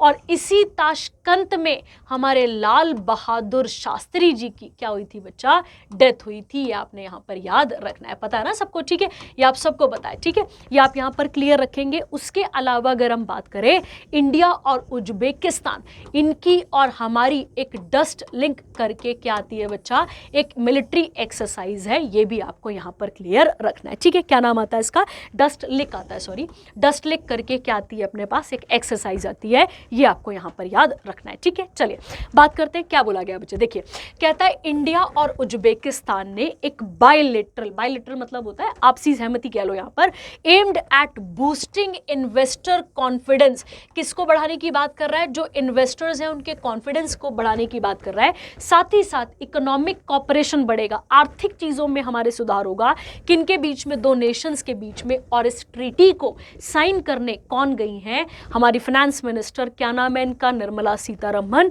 और उज्बेकिस्तान के डिप्यूटी पीएम आए हैं जिनका नाम क्या है, खोद खोड क्या पढ़ेंगे इनको आगे, द जेव जो भी पढ़ेंगे, जेव, और उसके बाद जमशीद जी, बेटा बहुत खतरनाक नाम है, ये आप यहाँ पर पढ़ लेंगे, ठीक है, याद रखेंगे आप। चलिए आगे बढ़ते हैं। अगला कहता है India joins anti global corruption alliance, ठीक है। अब ऐसा नहीं है बच्चे कि हमने कभी करप्शन के लिए कुछ करा नहीं और अब अभी हमें जोश आया होगा कि हम सब कुछ क्या करेंगे, आज ही करप्शन खत्म कर देंगे, बिल्कुल नहीं बेटा, ठीक है। करप्शन के लिए हमारे इंडिया में ऑलरेडी क्या है, सेंट्रल विजिलेंस कमीशन, अगर आप सबको पता हो तो हमारे पास एक बॉडी है जिसका नाम क्या है, सेंट्रल विजिलेंस कमीशन, ये आपको याद रखना है। उसके अलावा हमारे इंडिया में लोकपाल जो है वो भी एक एंटी करप्शन बॉडी है, और इसके साथ स्टेट के लिए आता है लोकायुक्ता। क्या नाम आता है बच्चे, लोकायुक्ता। ये 2-3 ऐसी बॉडीज हैं जो किसको लेकर काम करती है बच्चा, करप्शन को लेकर बात करती हैं। पर ये इंडिया लेवल पे हो गया, हम ये क्या पढ़ने जा रहे हैं, ग्लोबल लेवल पे, ठीक है, बात करते हैं। देखिए कहता है इंडिया को इलेक्ट किया गया है to be the 15th member globe steering committee, जो कि किसके ऊपर काम करेगी, करप्शन को कम करने की बात करेगी, और जो एसेट्स होते हैं उनकी रिकवरी की बात करना शुरू, एसेट समझ गए ना, जो संपत्ति हो गई उसको रिकवरी करने की बात करेगी, ठीक है। ये डिसीजन एक्चुअली में 26 सितंबर 2024 को लिया गया था। एक सेशन चल रहा था बीजिंग चाइना में, तब ये यहाँ पर लिया गया था। कहता है the globe network originated as an initiative, और ये किसका इनिशिएटिव बच्चा, G20 समिट का, जिसको इंडिया हेड कर रहा था कब, इंडिया ने सपोर्ट करा था कब, 2020 में। हेड तो हम पिछले साल कर रहे थे, क्लियर है बच्चा। और एक क्वेश्चन आपको और सिखा देती हूँ यहाँ से, लोकपाल और Lokayukta term was given by, तो आपने याद रखना ये टर्म किसने दी थी, LM सिंघवी ने। किसने दी थी बच्चा, LM सिंघवी ने, ये आपने यहाँ पर याद रखना है। और पहले हमारे पास लोकपाल, देखो बेटा याद रखना, लोकायुक्ता किसके लिए होता है, स्टेट के लिए, और लोकपाल किसके लिए बच्चा, सेंटर के लिए, ठीक है। तो PN से लेकर PM तक, PN समझ गए ना, PN, हाँ, PN से लेकर PM तक सबको घसीटने की हिम्मत रखता है कौन, यहाँ पे लोकपाल। और याद रखेंगे पहला लोकपाल कौन था बच्चे इंडिया का, तो वो थे पिनाकी चंद्र घोष। ये कई बार पेपर में क्वेश्चन भी रह सकता है आपके पास, पिनाकी चंद्र घोष, ये आपने यहाँ पर याद रखना है। आप मुझे बताएंगे एट प्रेजेंट अपने पास कौन है, कौन लोकपाल कौन है अपने पास, आप मुझे बताएंगे, ठीक है। चलिए अगला बढ़ते हैं। अब कौन सा सेक्शन आता है आपके पास, इंटरनेशनल, और इसके बारे में डिटेल में बात कर लेते हैं, ठीक है। पहला देखते हैं बच्चा, पहला कहता है ग्लोबल AI समिट हुई है कहाँ पर, रियाद, और रियाद कहाँ पर आता है बच्चे, सऊदी अरेबिया, ठीक है। देखिए बच्चा, हम सबको पता है कि हम आर्टिफिशियल इंटेलिजेंस की तरफ बढ़ते जा रहे हैं, और इसकी आने वाले टाइम पर एक भारी डिमांड होने वाली है। तो उसी के लिए एक ऑर्गेनाइजेशन, एक मतलब मीटिंग हुई है, एक समिट हुआ है, जिसमें ग्लोबल समिट हो रही है कहाँ पर, ये सऊदी अरेबिया में, ठीक है। देखिए बच्चा कहता है अगर हम बात करें तो Saudi data and artificial intelligence और यूनेस्को की अगर हम बात करें तो इन्होंने अनाउंस करा है classification of the international centre for artificial intelligence research and ethics, और जो आप देख लेंगे इसके साथ का कोई भारी बात नहीं है। और ये कहाँ पर हो रही है, हमारे लिए क्या फैक्चुअल क्वेश्चन बन सकता है, सऊदी अरेबिया में, ये आपको यहाँ पर याद रखना है, और कोई भारी बात नहीं है। अगर हम बात करते हैं किसकी, यूनेस्को की, तो हम सबको पता है 16 नवंबर 1945 को ये बना था, और इसके हेडक्वार्टर कहाँ पर आते हैं बच्चा, पेरिस फ्रांस। और इंडिया में एट प्रेजेंट कितनी साइट्स हैं यूनेस्को की, तो आपको याद रखना है 43। और पिछले ही करंट अफेयर में आपने पढ़ा था कि जो एक मंदिर था ना, याद करो, अंगोरा वाट, ठीक है, अंगोरा वाट जो मंदिर है वो मोस्ट फोटोजेनिक प्लेस बनी थी, ये भी आपने वहाँ पर पढ़ लिया है, ठीक है। चलिए आगे बढ़ते हैं। अगला G7 के जो मिनिस्टर्स हैं उनकी मीटिंग हुई है, किसको लेकर बच्चा, उनकी मीटिंग हुई है किसको लेकर, कल्चर को लेकर, ठीक है। देखिए बच्चा G7 की अगर हम बात करें तो ये एक बहुत, ऐसा कह सकते हो, ये एक मोस्ट डेवलप्ड और जो एडवांस्ड इकोनॉमीज हैं कंट्री की, उनकी एक ग्रुप है, उनका एक ग्रुप है, ठीक है। इसे आप याद कर सकते हैं कैसे, इसका नमोनिक बना के जूस एंड GF, ठीक है, ऐसे याद रह सकता है बेटा, ठीक है, जूस एंड GF, आप इसका नमोनिक बनाकर देख सकते हैं कि कौन कौन G7 के अंदर कंट्रीज आती हैं, ठीक है। ये कभी G8 भी हुआ था, ध्यान रखना, ये कभी G8 भी हुआ था, पर अब नहीं है, वो आप याद रखेंगे, ठीक है। देखिए बच्चा, J से कौन सा वाला आपके पास कंट्री आ जाएगी, तो आप याद रखेंगे जापान। जापान के बाद अगर हम बात करते हैं तो US आ जाएगा आपके पास। US के बाद अगर हम बात करते हैं तो इटली आपके पास आ जाएगा। C से आपको याद रखना है कनाडा आपको देखने को मिलता है। E से बात करें तो आप इंग्लैंड और आप UK याद रखेंगे यहाँ पर ज़्यादा करके, यूनाइटेड किंगडम। उसके बाद G से आप याद रखेंगे जर्मनी, क्लियर रखना है आपने। और F से आपने याद रखना है फ्रांस। क्या याद रखना है आपने? फ्रांस। क्या इंडिया इसका मेंबर है? क्या इंडिया इसका मेंबर है G7 का? बिल्कुल नहीं। याद रखना है आपने कि इंडिया इसका मेंबर नहीं है, ये आपने क्लियर रखना है, ठीक है। अब बात करते हैं क्या बोला जा रहा है बच्चे, सीधी सीधी बात है, किसके बारे में बात की जा रही है? कल्चर के बारे में बात की जा रही है। और कहाँ पर हो रही है? नेपल्स, इटली में ये हमें देखने को मिलती है, ठीक है। तो मिनिस्टर ऑफ कल्चर कौन है इटली के? तो उनका नाम है एलेजेंड्रो ग्यूली। ये गुली गुली करके आप याद रख लेंगे, तो आपने याद रखना है। अब कहता है इस मीटिंग को और किस किस ने अटेंड करा है। देखिए बच्चा क्या कहता है, कहता है अफ्रीकन यूनियन। आप मुझे बताएंगे अफ्रीकन यूनियन में कितनी कंट्रीज हैं? क्या 27 है या 28 है? आप मुझे बताएंगे। उसके अलावा Brazil, Canada, European Union, France, Germany, Greece, Italy, Japan, UK, USA, ये सब यहाँ पर क्या गए हैं? पार्टिसिपेट करने के लिए गए हैं, ठीक है। और इसमें किसके बारे में बात की जाएगी बच्चा, कि किस प्रकार जो कल्चर है उसे प्रिजर्व किया जा सके, उसको रिस्टोर यहाँ पर किया जा सके, ठीक है। ये आपने यहाँ पर याद रखना है, ठीक है। चलिए आगे बढ़ते हैं इसके साथ का। कहता है इसी सेशन के अंदर अब किन किन मुद्दों पे बात हो रही है। देखो बच्चा क्या बोला गया यहाँ पे, culture for the sustainable development of Africa and the world, सबके बारे में बात की जा रही है बच्चा। कहता है it aims to enhance culture and creative sector, UNESCO वाली लिस्ट के अंदर भी। उसके अलावा जो सस्टेनेबल डेवलपमेंट गोल्स हैं हमारे, जो कि हमें कब तक अचीव करने हैं 2030 तक, उसके बारे में भी। और इंडियन डेलीगेशन, ध्यान देना यहाँ पे, इंडिया से कौन गया था? तो आपको याद रखना है मिनिस्ट्री ऑफ कल्चर से कौन गए थे? अरुणीश चावला, जो कि सेक्रेटरी है किसके? मिनिस्टर ऑफ कल्चर के, वो यहाँ पर गए थे, ठीक है। ये आपने यहाँ पर याद रखना है। अगला आता है, अच्छा अगला इंपॉर्टेंट करंट अफेयर है बच्चा। अगर हम देखें तो ये पहला ओवरसी क्या बन जाएगा हमारे पास, ये पहला ओवरसी ऑफिस बन जाएगा। इसके बारे में बात कर लेते हैं, ठीक है। देखिए बच्चा कहता है यूनियन जो इंडिया के कॉमर्स और जो इंडस्ट्री मिनिस्टर है, जिनका नाम है पीयूष गोयल, इन्होंने इन्वेस्ट इंडिया का न्यू ऑफिस खोला है। कहाँ पर? सिंगापुर में। अब ये बात कर लेते हैं क्या है ये बच्चा। तो अगर हम बात करें, इन्वेस्ट इंडिया जो है वो एक नेशनल इन्वेस्टमेंट प्रमोशन और फैसिलिटेशन एजेंसी है इंडिया की, जिसका काम क्या रहेगा बच्चे? जिसका काम रहेगा लोगों को वहां से प्रमोट करना, ताकि वो इन्वेस्ट कर सके कहां पर? इंडिया में। और साथ ही साथ प्रमोशन हो सके किसका? Industry as well as internal trade का। इन्वेस्ट इंडिया एक वन स्टॉप सेंटर का काम वहां पर करेगा, ताकि हमारी कंट्री पे भारी पैमाने पे क्या हो सके? इन्वेस्टमेंट की जा सके, ठीक है। ये आपने यहां पर याद रखना है। चलिए अगला आता है, क्वाड लीडर्स की क्या हुई है बच्चा? यहाँ पे एक समिट हुई है, ठीक है। आप सबको पता है क्वाड की अगर हम बात करते हैं तो इसका फुल फॉर्म क्या आता है आपके पास? क्वाड्रिलेटरल, याद रखना है, सिक्योरिटी डायलॉग, और जिसको क्वाड ग्रुप भी कहा जाता है। ये एक्चुअली में एक इनफॉर्मल ग्रुप है। किसका है बच्चे यहाँ पर? तो आपने याद रखना है उन कंट्रीज का है जो कि पैसिफिक ओशन के आसपास आती है, जिसमें इंडिया, जापान, श्रीलंका और USA आपको देखने को मिलता है, ठीक है। अब बात करते हैं क्या लिखा है बच्चे यहाँ पर। क्वाड की मीटिंग हुई है, और इस मीटिंग का कौन सा वाला नंबर था यहाँ पे? 6। कौन पार्टिसिपेट कर रहा है? इंडिया से नरेंद्र मोदी। और ये कहां पर हुई है? तो आप याद रखेंगे ये हुई है कहां पर? Wilmington, Delaware, hosted by the president of USA। अब इंडिया की पूरी तैयारी है कि अगले साल होस्ट कौन करेगा? क्वाड को इंडिया करेगा। अगेन ये फ्यूचर प्रपोज्ड क्वेश्चन है, तो आपको याद रखना पड़ेगा, इंपॉर्टेंट हो गया हमारे पास। और उसके अलावा कहता है to take the Quad agenda forward, और क्वाड विलमिंगटन डिक्लेरेशन भी आप इसे कह सकते हैं, ठीक है। देखो बच्चा एक्चुअली में इसमें किसके किसके बारे में बात की जाएगी, तो इसमें एक्चुअली में जो हेल्थ केयर है, जैसे पेंडेमिक का आ जाना, आपको याद होगा मॉन्की पॉक्स इस समय पे क्या था? WHO ने ग्लोबल पब्लिक इमरजेंसी घोषित करा था।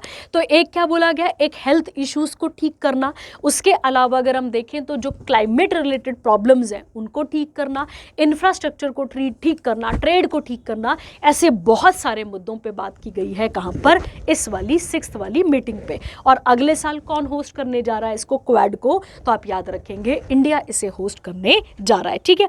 और क्वाड की स्थापना कब हुई थी बच्चा? तो क्वाड की स्थापना हुई थी कब? 2007 में। ये आपने यहाँ पर याद रखना है, ठीक है। चलिए अगली बात कर लेते हैं। 79th United nation general assembly का सेशन हुआ है कहाँ पर? न्यूयॉर्क में। याद करिए, हम इसके बारे में पहले भी पढ़ चुके हैं थोड़ा बहुत, ठीक है। पहला क्वेश्चन यहाँ से देख लेते हैं, पहले ये पढ़ लेते हैं। कहता है यूनाइटेड नेशन कब इसकी स्थापना हुई थी? 1945 में। किसके बाद बच्चा? सेकेंड वर्ल्ड वॉर के बाद। हिरोशिमा डे, नागासाकी डे, कुछ याद होगा आपको। उसके बाद अगर हम बात करें तो हेडक्वार्टर कहाँ पर है इसका? न्यूयॉर्क में। और इसके मेंबर कितने हैं? तो 193 आपने याद रखना है। और अभी कौन है सेक्रेटरी जनरल? तो एंटोनियो गुटेरेस, आप ये याद यहाँ पर रखेंगे, ठीक है। अब एक्चुअली में इसमें कौन गए हैं? हमारे नरेंद्र मोदी गए हैं, याद रखना है आपने। और यहाँ पर भी क्या किया जाएगा? एक मीटिंग हो रही है ये वाली, ठीक है, याद रखेंगे आप, जिसकी थीम क्या रहेगी? Summit for the future. ये आपने यहाँ पर याद रखना है। इसकी थीम क्या रहेगी बच्चा? Summit of the future. ये आपने यहाँ पर याद रखना है, ठीक है। अब यहाँ पे देखते हैं क्या बात की गई है इसके बारे में भी आगे। कहता है मेन बॉडीज कौन कौन सी हैं? याद करिए 6 बॉडीज आप सबको कराई हुई हैं। उसके अलावा सिक्योरिटी काउंसिल के कितने मेंबर्स हैं? 15 में से 5 वो हैं जिनके पास वीटो पावर्स हैं, और 10 क्या हैं बाकी बच्चे? नॉन परमानेंट मेंबर्स हैं, ठीक है, याद रखेंगे आप। चलिए अगला आता है 9th AIIB board of governors meeting, आपने याद रखना है, ठीक है। ये यहाँ पर मीटिंग हो रही है। पहला क्वेश्चन हमारे दिमाग में आएगा कि AIIB है क्या? तो ये एशियन इंफ्रास्ट्रक्चर इन्वेस्टमेंट बैंक है। ये आपको यहाँ पर याद रखना है, ठीक है। क्या बात है बेटा इसके बारे में?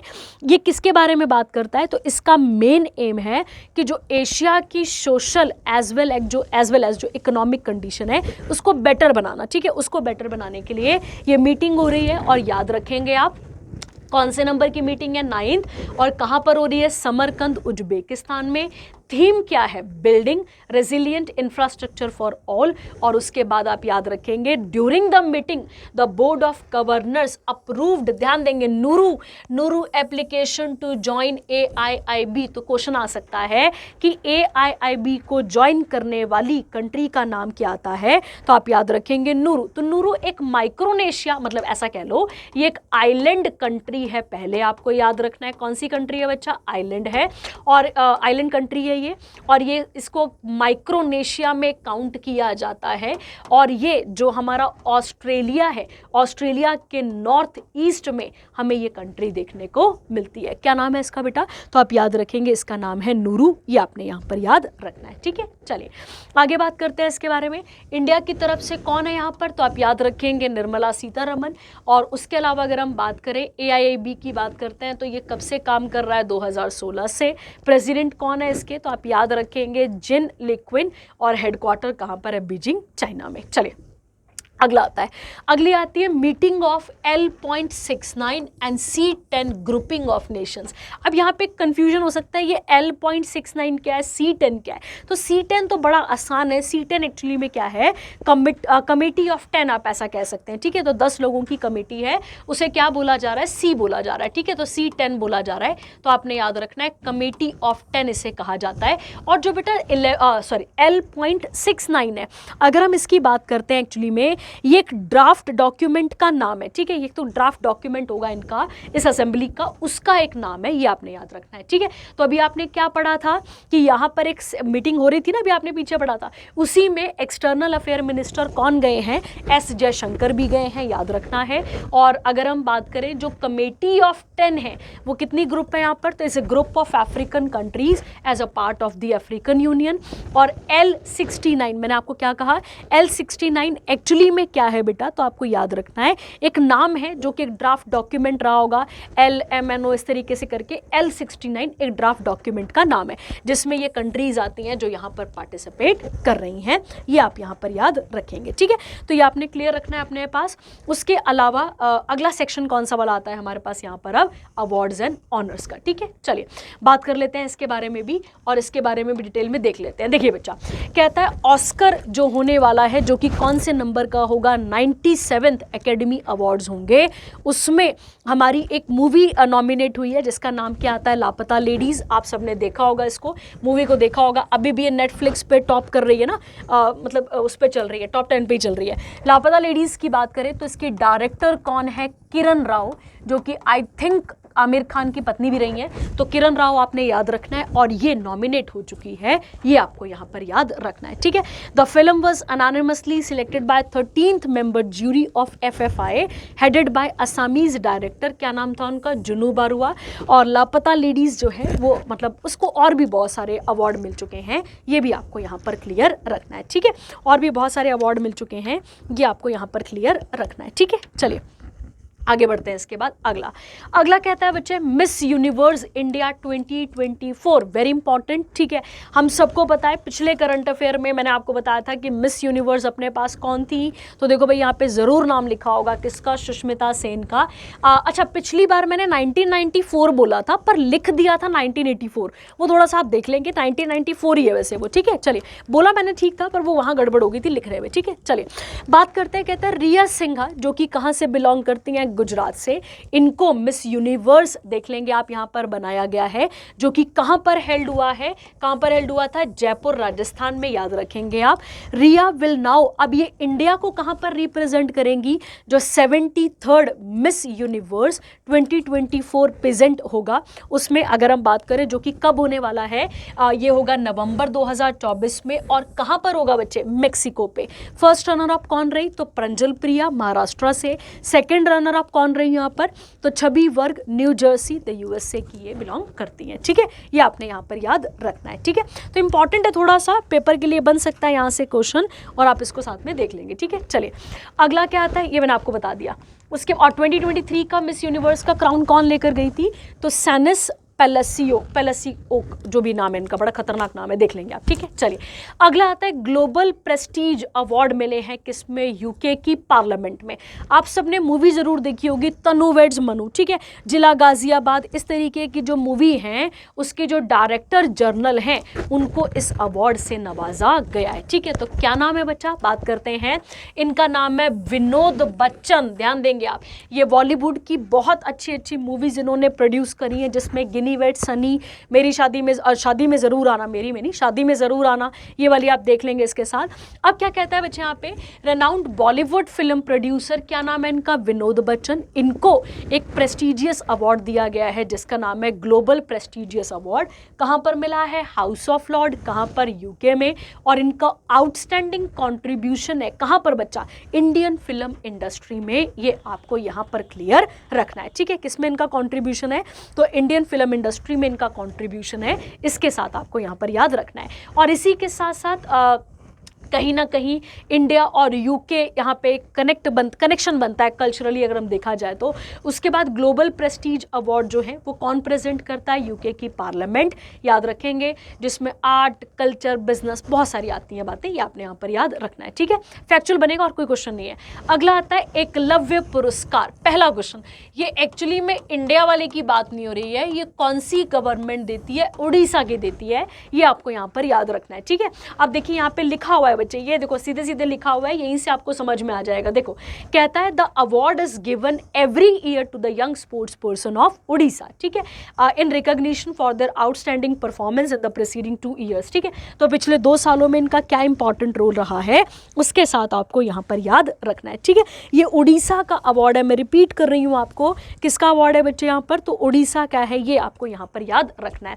अच्छा, अगर हम बात करें किसे मिल रहा है ये, तो प्रत्यक्षा राय की अगर हम बात करते हैं बच्चा, जो खेलो इंडिया, ध्यान देंगे, खेलो इंडिया यूनिवर्सिटी गेम्स हुए थे उसमें इन्होंने इंडिया को, मतलब इन्होंने किसको रिप्रेजेंट करा था, गुवाहाटी में हुए थे, याद रखना है आपने, गुवाहाटी में हुए थे ये खेलो इंडिया यूनिवर्सिटी गेम्स, इनको उन्होंने रिप्रेजेंट करा था, मतलब ये रिप्रेजेंट कर रही थी, और इनको वहां पर कितने मेडल्स मिले थे बच्चा, 6 मेडल्स, तो इनको इससे नवाजा गया है, आपने याद रखना है, ठीक है। चलिए, और याद रखेंगे कहाँ का ये अवार्ड, उड़ीसा का है, ये आपको यहाँ पर याद रखना है, ठीक है। चलिए, और ये अगर हम देखा जाए तो इनका क्या स्पोर्ट है, तो आप याद रखेंगे स्विमिंग, ये आपने यहाँ पर याद रखना है, ठीक है। और कितना कैश मिल रहा है, 7 लाख, काफ़ी है इतना, है ना, हमें मिल जाए तो ये अलग बात है। चलिए, अगला कहता है बच्चे ICC life time achievement award 2023 के लिए बात करते हैं, इसके बारे में भी कहता है विजनरी इंडस्ट्रियलिस्ट और लीडर हैं जिनका नाम क्या है, दीपक सी मेहता,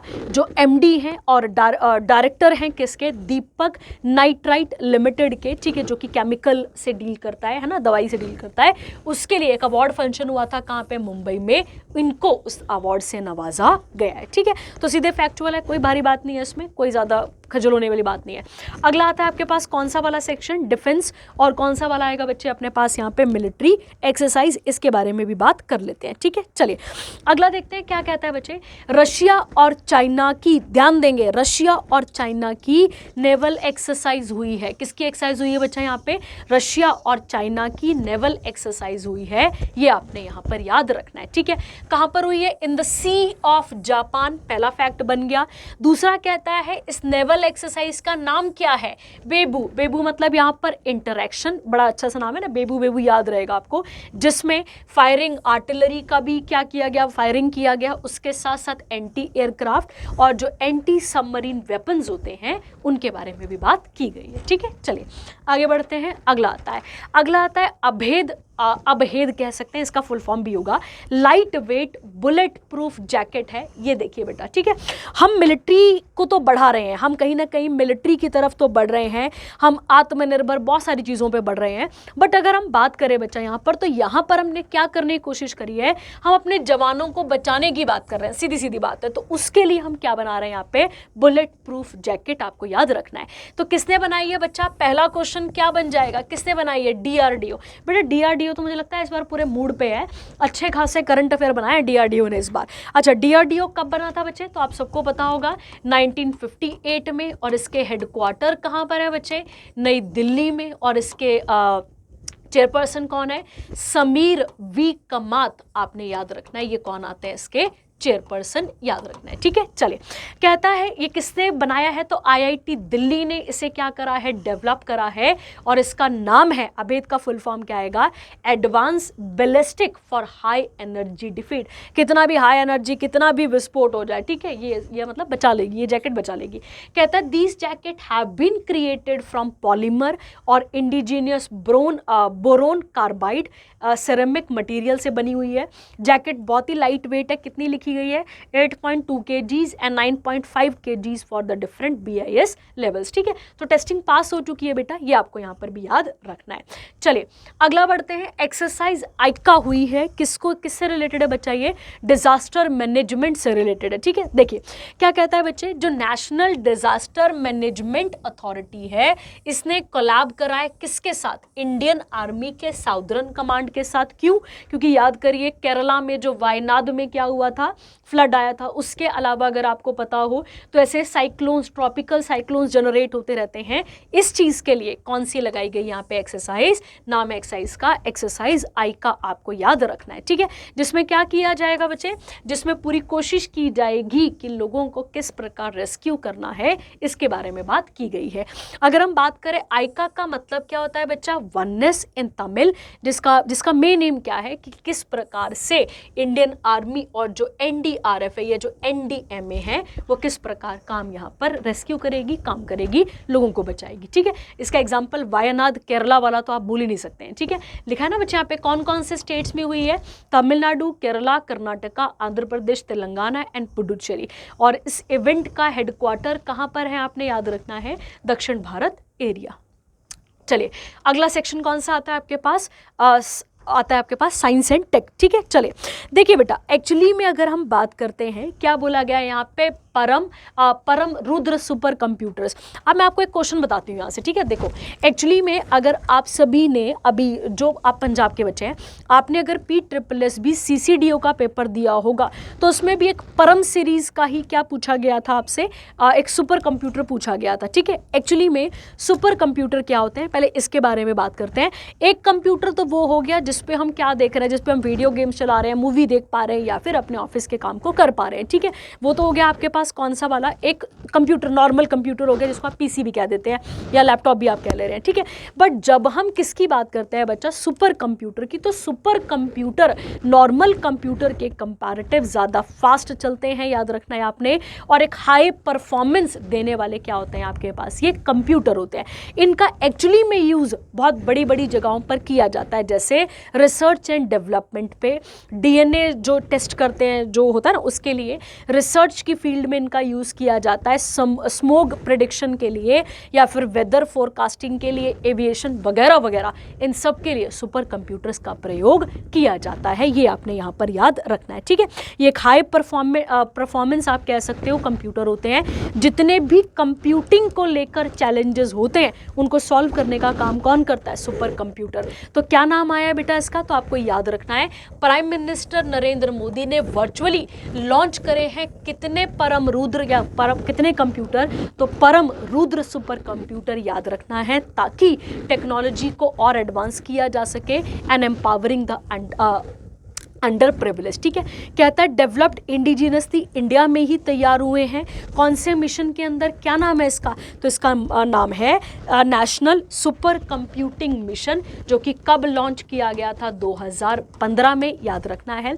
इसमें 130 करोड़ दिए जाएंगे जो कि हाई परफॉर्मिंग कंप्यूटर सिस्टम को किया जाएगा, ठीक है। कहाँ कहाँ पर इनको डिप्लॉय किया जाएगा, पुणे, दिल्ली और कोलकाता में, और ये देख लेंगे आप। और इसका यूज़ मैंने आपको बता दिया, डिफेंस एंड रिसर्च में देखा जाता है, weather forecast, nuclear fusion etcetera etcetera, ठीक है। बहुत बड़ी बड़ी जगहों पर इसका प्रयोग किया जाता है, ठीक है। चलिए, तो ये हो गया आपके पास साइंस एंड टेक।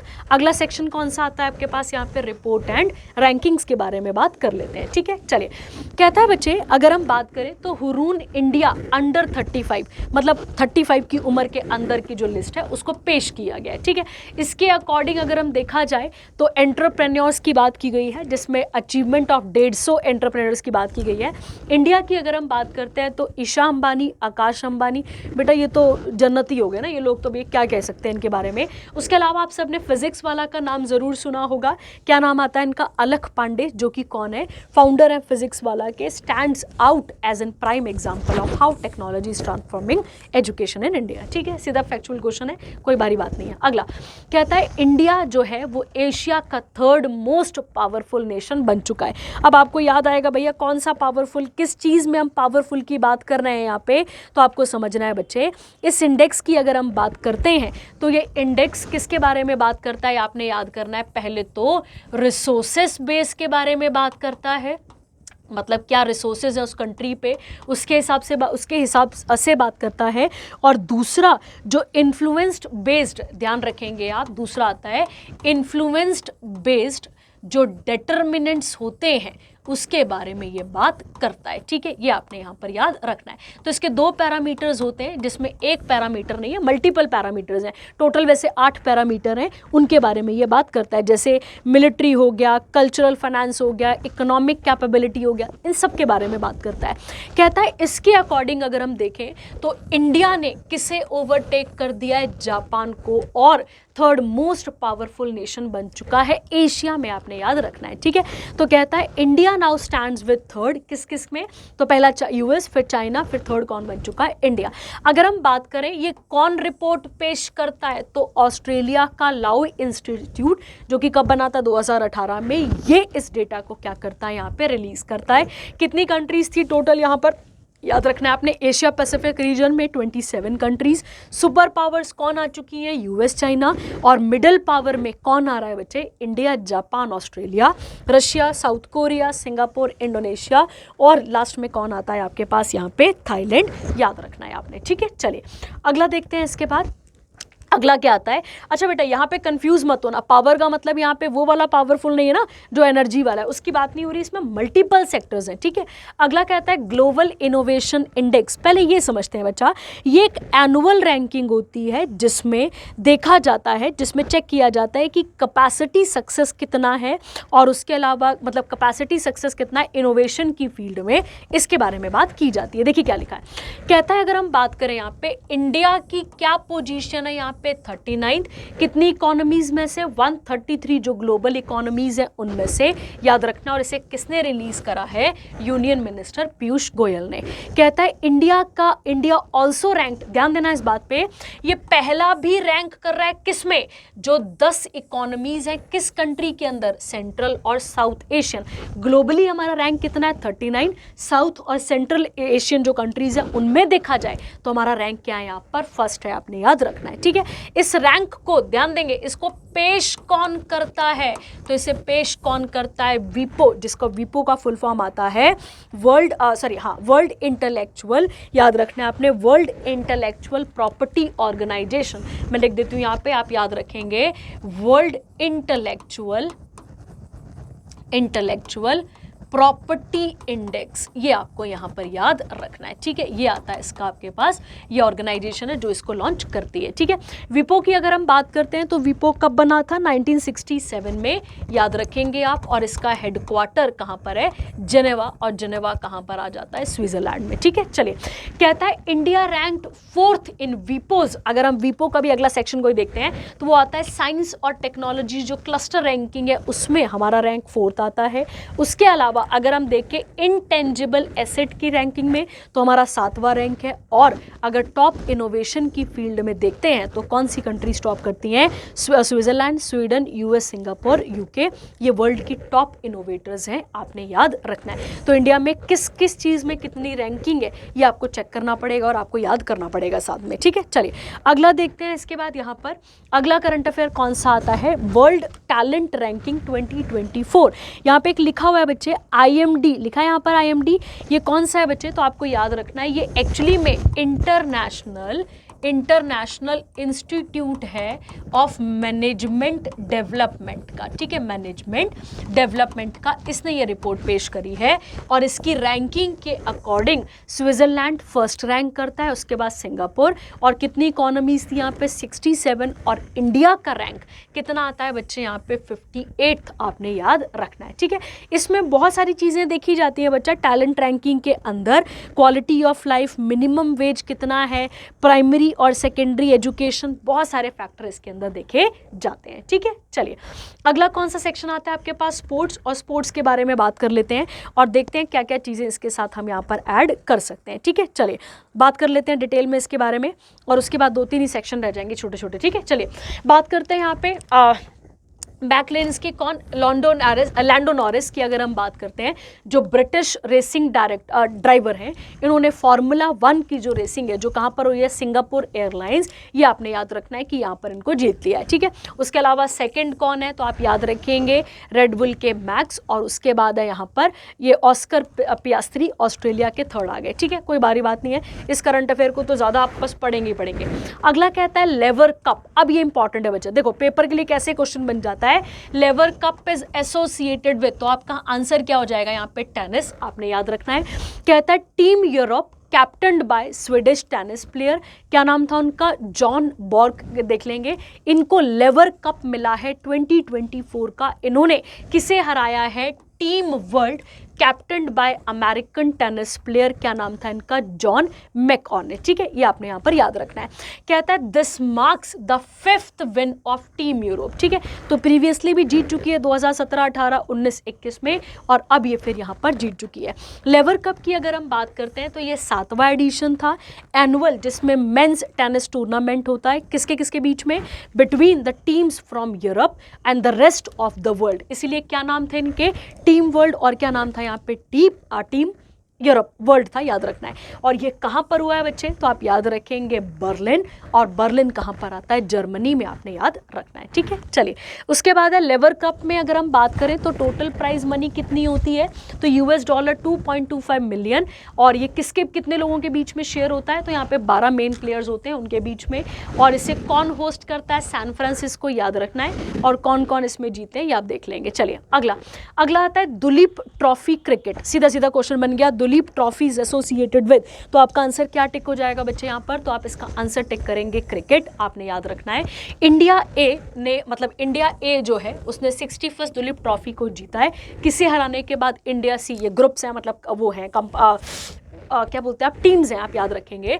और अगर हम बात करें ये कहाँ पर हुआ है, अनंतपुर, और अनंतपुर कहाँ पर आता है बच्चे, आंध्र प्रदेश में, ये आपको यहाँ पर याद रखना है, ठीक है। चलिए अगला बढ़ते हैं, अगला देख लेते हैं। अगला आता है होंगजू ओपन टेनिस हुआ है, जिसमें इंडिया के जीवन नेंदू चिजियान जो है और विजय सुंदर प्रशांतन, इन्होंने यहाँ पर इसको डबल टाइटल को जीता है, याद रखना है। और किसे हराया है, जर्मनी को हराया है।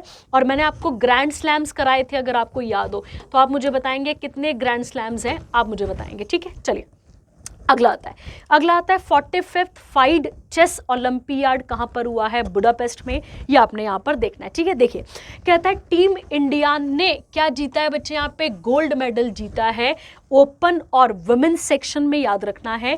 और ये कौन से नंबर का चेस फेडरेशन था, 45th, याद रखेंगे। कहाँ पर हुआ था, हंगरी, बुडापेस्ट में। ओपन सेक्शन में अगर हम बात करते हैं तो टीम इंडिया को क्या मिला है, गोल्ड मेडल, याद रखना है। और उसके अलावा and the Hamilton Russell cup ये मिला है। अब ये क्वेश्चन आ जाता है बच्चे चेस से रिलेटेड कप, तो हैमिल्टन और रसल कप आपको याद रखना पड़ेगा। उसके अलावा एक और आता है आपके पास विरा मेंचिक कप, ये आपने याद यहाँ पर रखना है। मेंस टीम किसके खिलाफ जीती है, स्लोवेनिया, और वुमेन टीम किसके खिलाफ जीती है, अजरबैजान, याद रखना है आपने, ठीक है। अगला क्या कहता है इसके बाद, for the first time India को गोल्ड मिला है किसमें, चेस ओलंपियाड में, याद रखना है। और इंडिया जो है वो 3rd कंट्री बन चुकी है चाइना और सोवियत यूनियन के बाद। फाइड के हेडक्वार्टर कहां पर है, लाउसाने, स्विट्जरलैंड। कब बना था, 1924 में। अगला कहता है वर्ल्ड के 6 रेड स्नूकर चैंपियनशिप हुआ है, ये देख लेंगे आप, ठीक है। कहां पर हुआ था बेटा ये वाला, तो याद रखना है आपने, ये कहां पर हुआ है, ये कहां पर हुआ है, मंगोलिया में। और इसमें कौन जीते हैं, तो आप याद रखेंगे कमल चावला ने गोल्ड इसमें जीता है, ठीक है, देख लेंगे आप इसके साथ। अगला आता है बैंकिंग और इकोनॉमी का सेक्शन, इसके बारे में बात कर लेते हैं, ठीक है। देखिए इंपॉर्टेंट स्कीम है ये उन माता पिताओं के लिए है बच्चे जो कि अपने बच्चों को मतलब एक तरीके से फाइनेंशियली एड और सिक्योरिटी प्रोवाइड करना चाहते हैं, उसके लिए ये स्कीम चलाई गई है। देखिए क्या कहता है यूनियन मिनिस्टर निर्मला सीतारमन ने लॉन्च करा है national pension scheme system Vatsalya, ठीक है। अब ये वत्सल्य बच्चा, वत्सल्य का मतलब ही होता है बच्चों के लिए, चिल्ड्रंस के लिए चलाई गई है। ये सेविंग कम पेंशन स्कीम है, सेविंग भी है साथ साथ पेंशन स्कीम भी है, किसके लिए बच्चा, माइनर्स के लिए। और इसे कहाँ से लॉन्च किया गया है, नई दिल्ली में बताया गया। लिखा हुआ है बच्चे कि इसमें माता पिता और जो गार्जियन है वो अपने बच्चे के फ्यूचर को क्या कर सकते हैं, सेव कर सकते हैं, उसके लिए एक पेंशन अमाउंट को यहाँ पर रखा, ठीक है। मतलब जो माता पिता मतलब चाहते हैं कि एक उम्र के बाद उनके बच्चे जो हैं उनको पैसे मिलने लग जाए, उनके लिए ये स्कीम है, आपने यहाँ पर याद रखना है, ठीक है। ये इंडियन सिटीजन्स के लिए ही नहीं है, जो एनआरआई और जो ओसीआई वगैरह हैं उनके लिए भी ये चलाई गई है, आपने याद यहाँ पर रखना है, ठीक है। कहता है मिनिमम आप कितने पैसे जमा करा सकते हैं, 1000, और मैक्सिमम की तो कोई लिमिट ही नहीं है।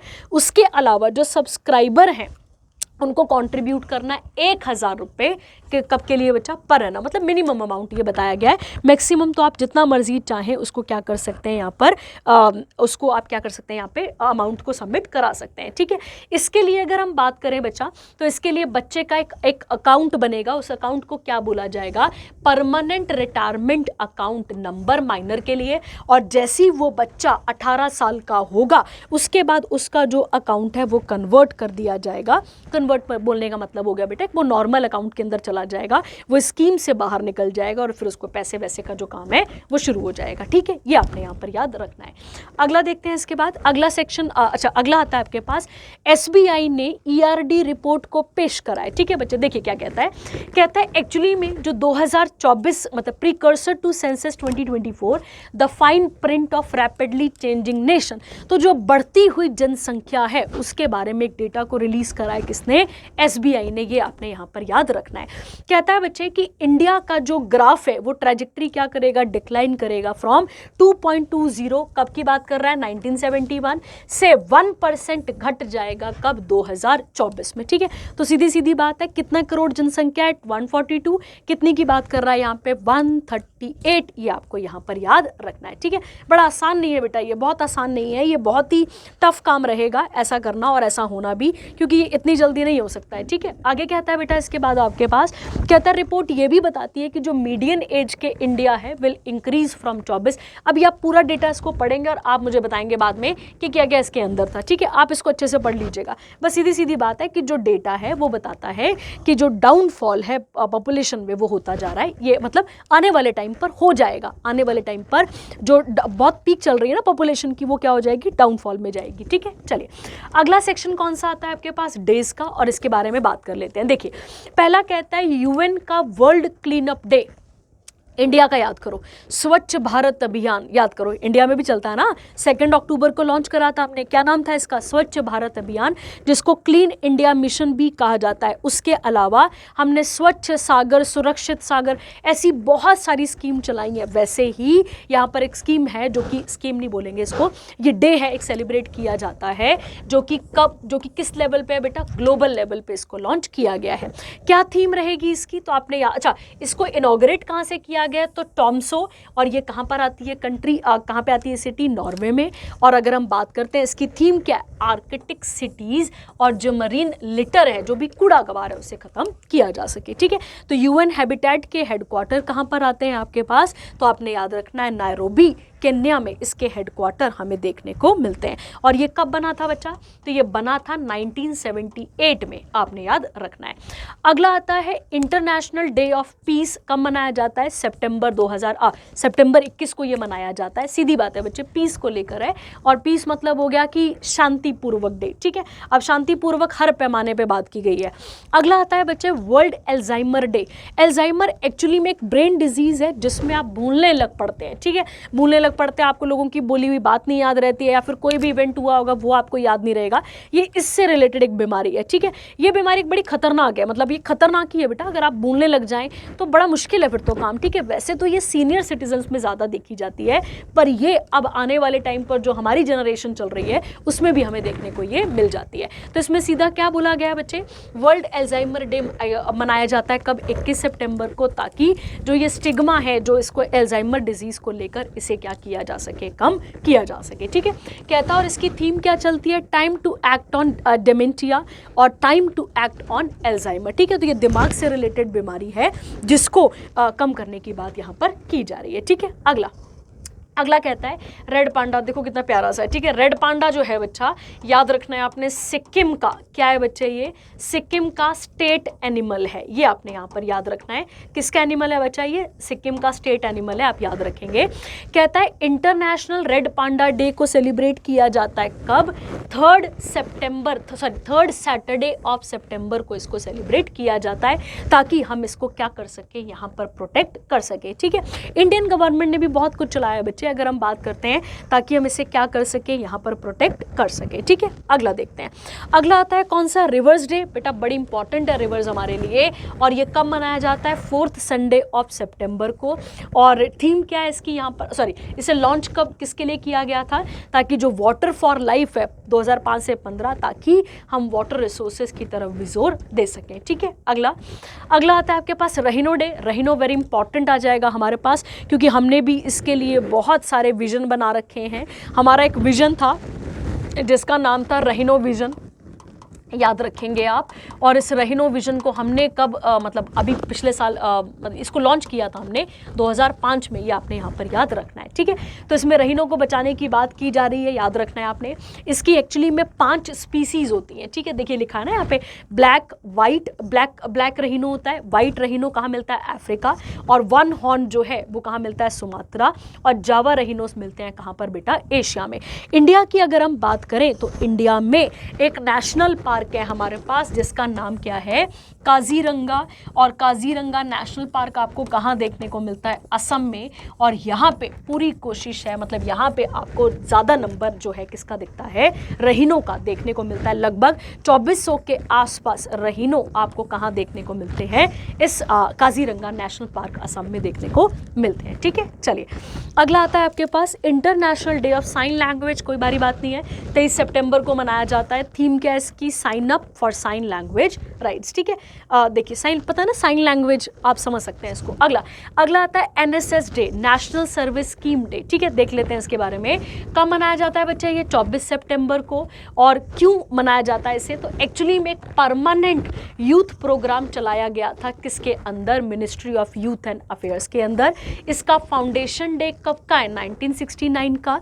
अगर हम बात करें तो ये एक पब्लिक सर्विस प्रोग्राम है जो कि मिनिस्ट्री ऑफ यूथ अफेयर्स ने चलाई थी, जिसमें अगर हम बात करें तो अभी NSS was formally launch by the union minister. उस समय के क्या नाम था इनका, विजेंद्र कस्तूरी रंगा। इनके अंदर ये चलाया गया था और इसमें लगभग 37 यूनिवर्सिटीज़ को कवर किया जाता है। ठीक है, कहता है बच्चे यहाँ पर एक्चुअली में किसकी बर्थ एनिवर्सरी के साथ हम इसको जोड़ रहे हैं यहाँ पे, the year 1969 commemorated the birth centenary, क्योंकि इनका जन्म कब हुआ था, गांधी जी का 1869, फिर उसके बाद 1969 को ये सेलिब्रेट किया गया।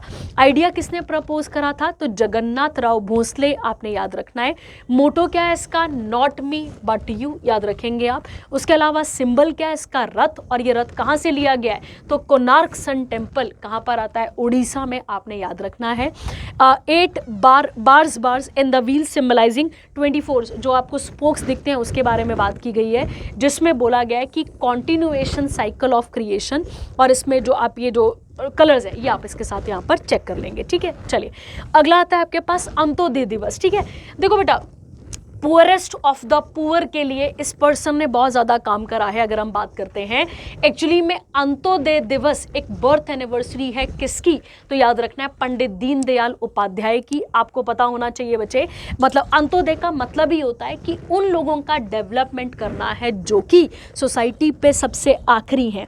ठीक है, आपने याद रखना है। और अगर हम बात करते हैं बच्चे इसके अंदर, तो इसी के अंदर अंत्योदय अन्न योजना चलाई गई थी और इसी के अंदर अंत्योदय राशन कार्ड भी बनते हैं जो बाकी राशन कार्ड से अलग हमें देखने को मिलते हैं। ठीक है, चलिए अगला कहता है वर्ल्ड फार्मिस्ट डे, मतलब जिसमें हमने किसकी बात की है, दवाइयों की बात की गई है। थीम आप देख लेंगे, always trusted for your health, ये आपने यहाँ पर, अच्छा ये 2021 की है। उसके अलावा 2025 ये कब की आ गई, 22 की आपके पास, और अभी वाली आप इसके साथ चेक कर लेंगे। ठीक है, अच्छा सॉरी, यहाँ पे क्या लिखा हुआ बेटा, ये अनाउंस नहीं की गई है, देखना है आपने। और इसकी जो प्रीवियस थीम्स है अभी उसी पे काम किया जा रहा है, ये आप नोटिस कर लेंगे। ठीक है, चलिए अगली आती है world environment health day. Environment तो हम 5 जून को मना रहे हैं ना यार, ठीक है। और अब ये वाला कौन सा आ गया आपके पास, वर्ल्ड एनवायरनमेंट हेल्थ डे, ये आप देख लेंगे। इसके साथ एनवायरनमेंट को ही बचाने की बात चल रही है बेटा, क्योंकि जो क्लाइमेट मिटिगेशन, जो क्लाइमेट चेंज हो रहा है उसके ऊपर पूरी की पूरी बात यहाँ पर की गई है। ठीक है, चलिए अगला कहता है वर्ल्ड मैरीटाइम डे। अगर हम बात करते हैं इसके बारे में तो ये कब मनाया जाता है बच्चे, 26 सितंबर को आपको याद रखना है। और इंडिया कब मनाता है नेशनल मैरीटाइम डे, तो आप याद रखेंगे 5 अप्रैल को इंडिया इसको सेलिब्रेट करता है। थीम क्या है इसकी, navigating the future and safety first, ये आपने यहाँ पर याद रखना है। ठीक है, चलिए अगला आता है आपके पास अगला आपके पास आता है कौन सा वाला, हाँ रेबीज डे। देखो बेटा, आप सबको पता है रेबीज जो है वो जानवर के मतलब स्पेशली डॉग, कैट, इनके स्लाइवा से देखने को मिलता है। थीम क्या है इसकी, ब्रेकिंग रेबीज बाउंड्रीज, और इसे भी हमें ख़त्म करना है 0 बाय 2030। ठीक है, क्योंकि बेटा ये भी कहीं ना कहीं प्लान ही है पूरा का पूरा, जिसमें हम क्या कर सकते हैं, बच सकते हैं। ठीक है, अगला कौन सा आता है आपके पास यहाँ पे, बुक्स वाला सेक्शन। चलिए इसके बारे में बात कर लेते हैं। एक परिधि बुक्स है बेटा, ठीक है, बुक है सॉरी। इस बुक की अगर हम बात करें तो इसमें जो इंडियन टेक्सटाइल है उसको एक बढ़ाने की बात यहाँ पर की गई है, जिसमें बहुत सारे लोगों ने पार्टिसिपेट करा है। और इसके अंदर किसके बारे में बात की गई है कि जो टेक्सटाइल हमारा जो सेक्टर है उसे क्या किया जा सके, उसे और प्रमोट किया जा सके। अब टेक्सटाइल के अंदर बहुत सारी चीज़ें आ जाती हैं, उसको यहाँ पर बढ़ाने की बात की गई है। ठीक है, तो ये आपको याद रखना था। उसके अलावा अगर हम बात करते हैं, चलिए यही था हमारे पास last current affair. I hope आपको यहाँ तक चीज़ें क्लियर हो गई होंगी। जो भी आपको नहीं समझ में आएगा आप पूछ सकते हैं। Thank you. Have a nice day.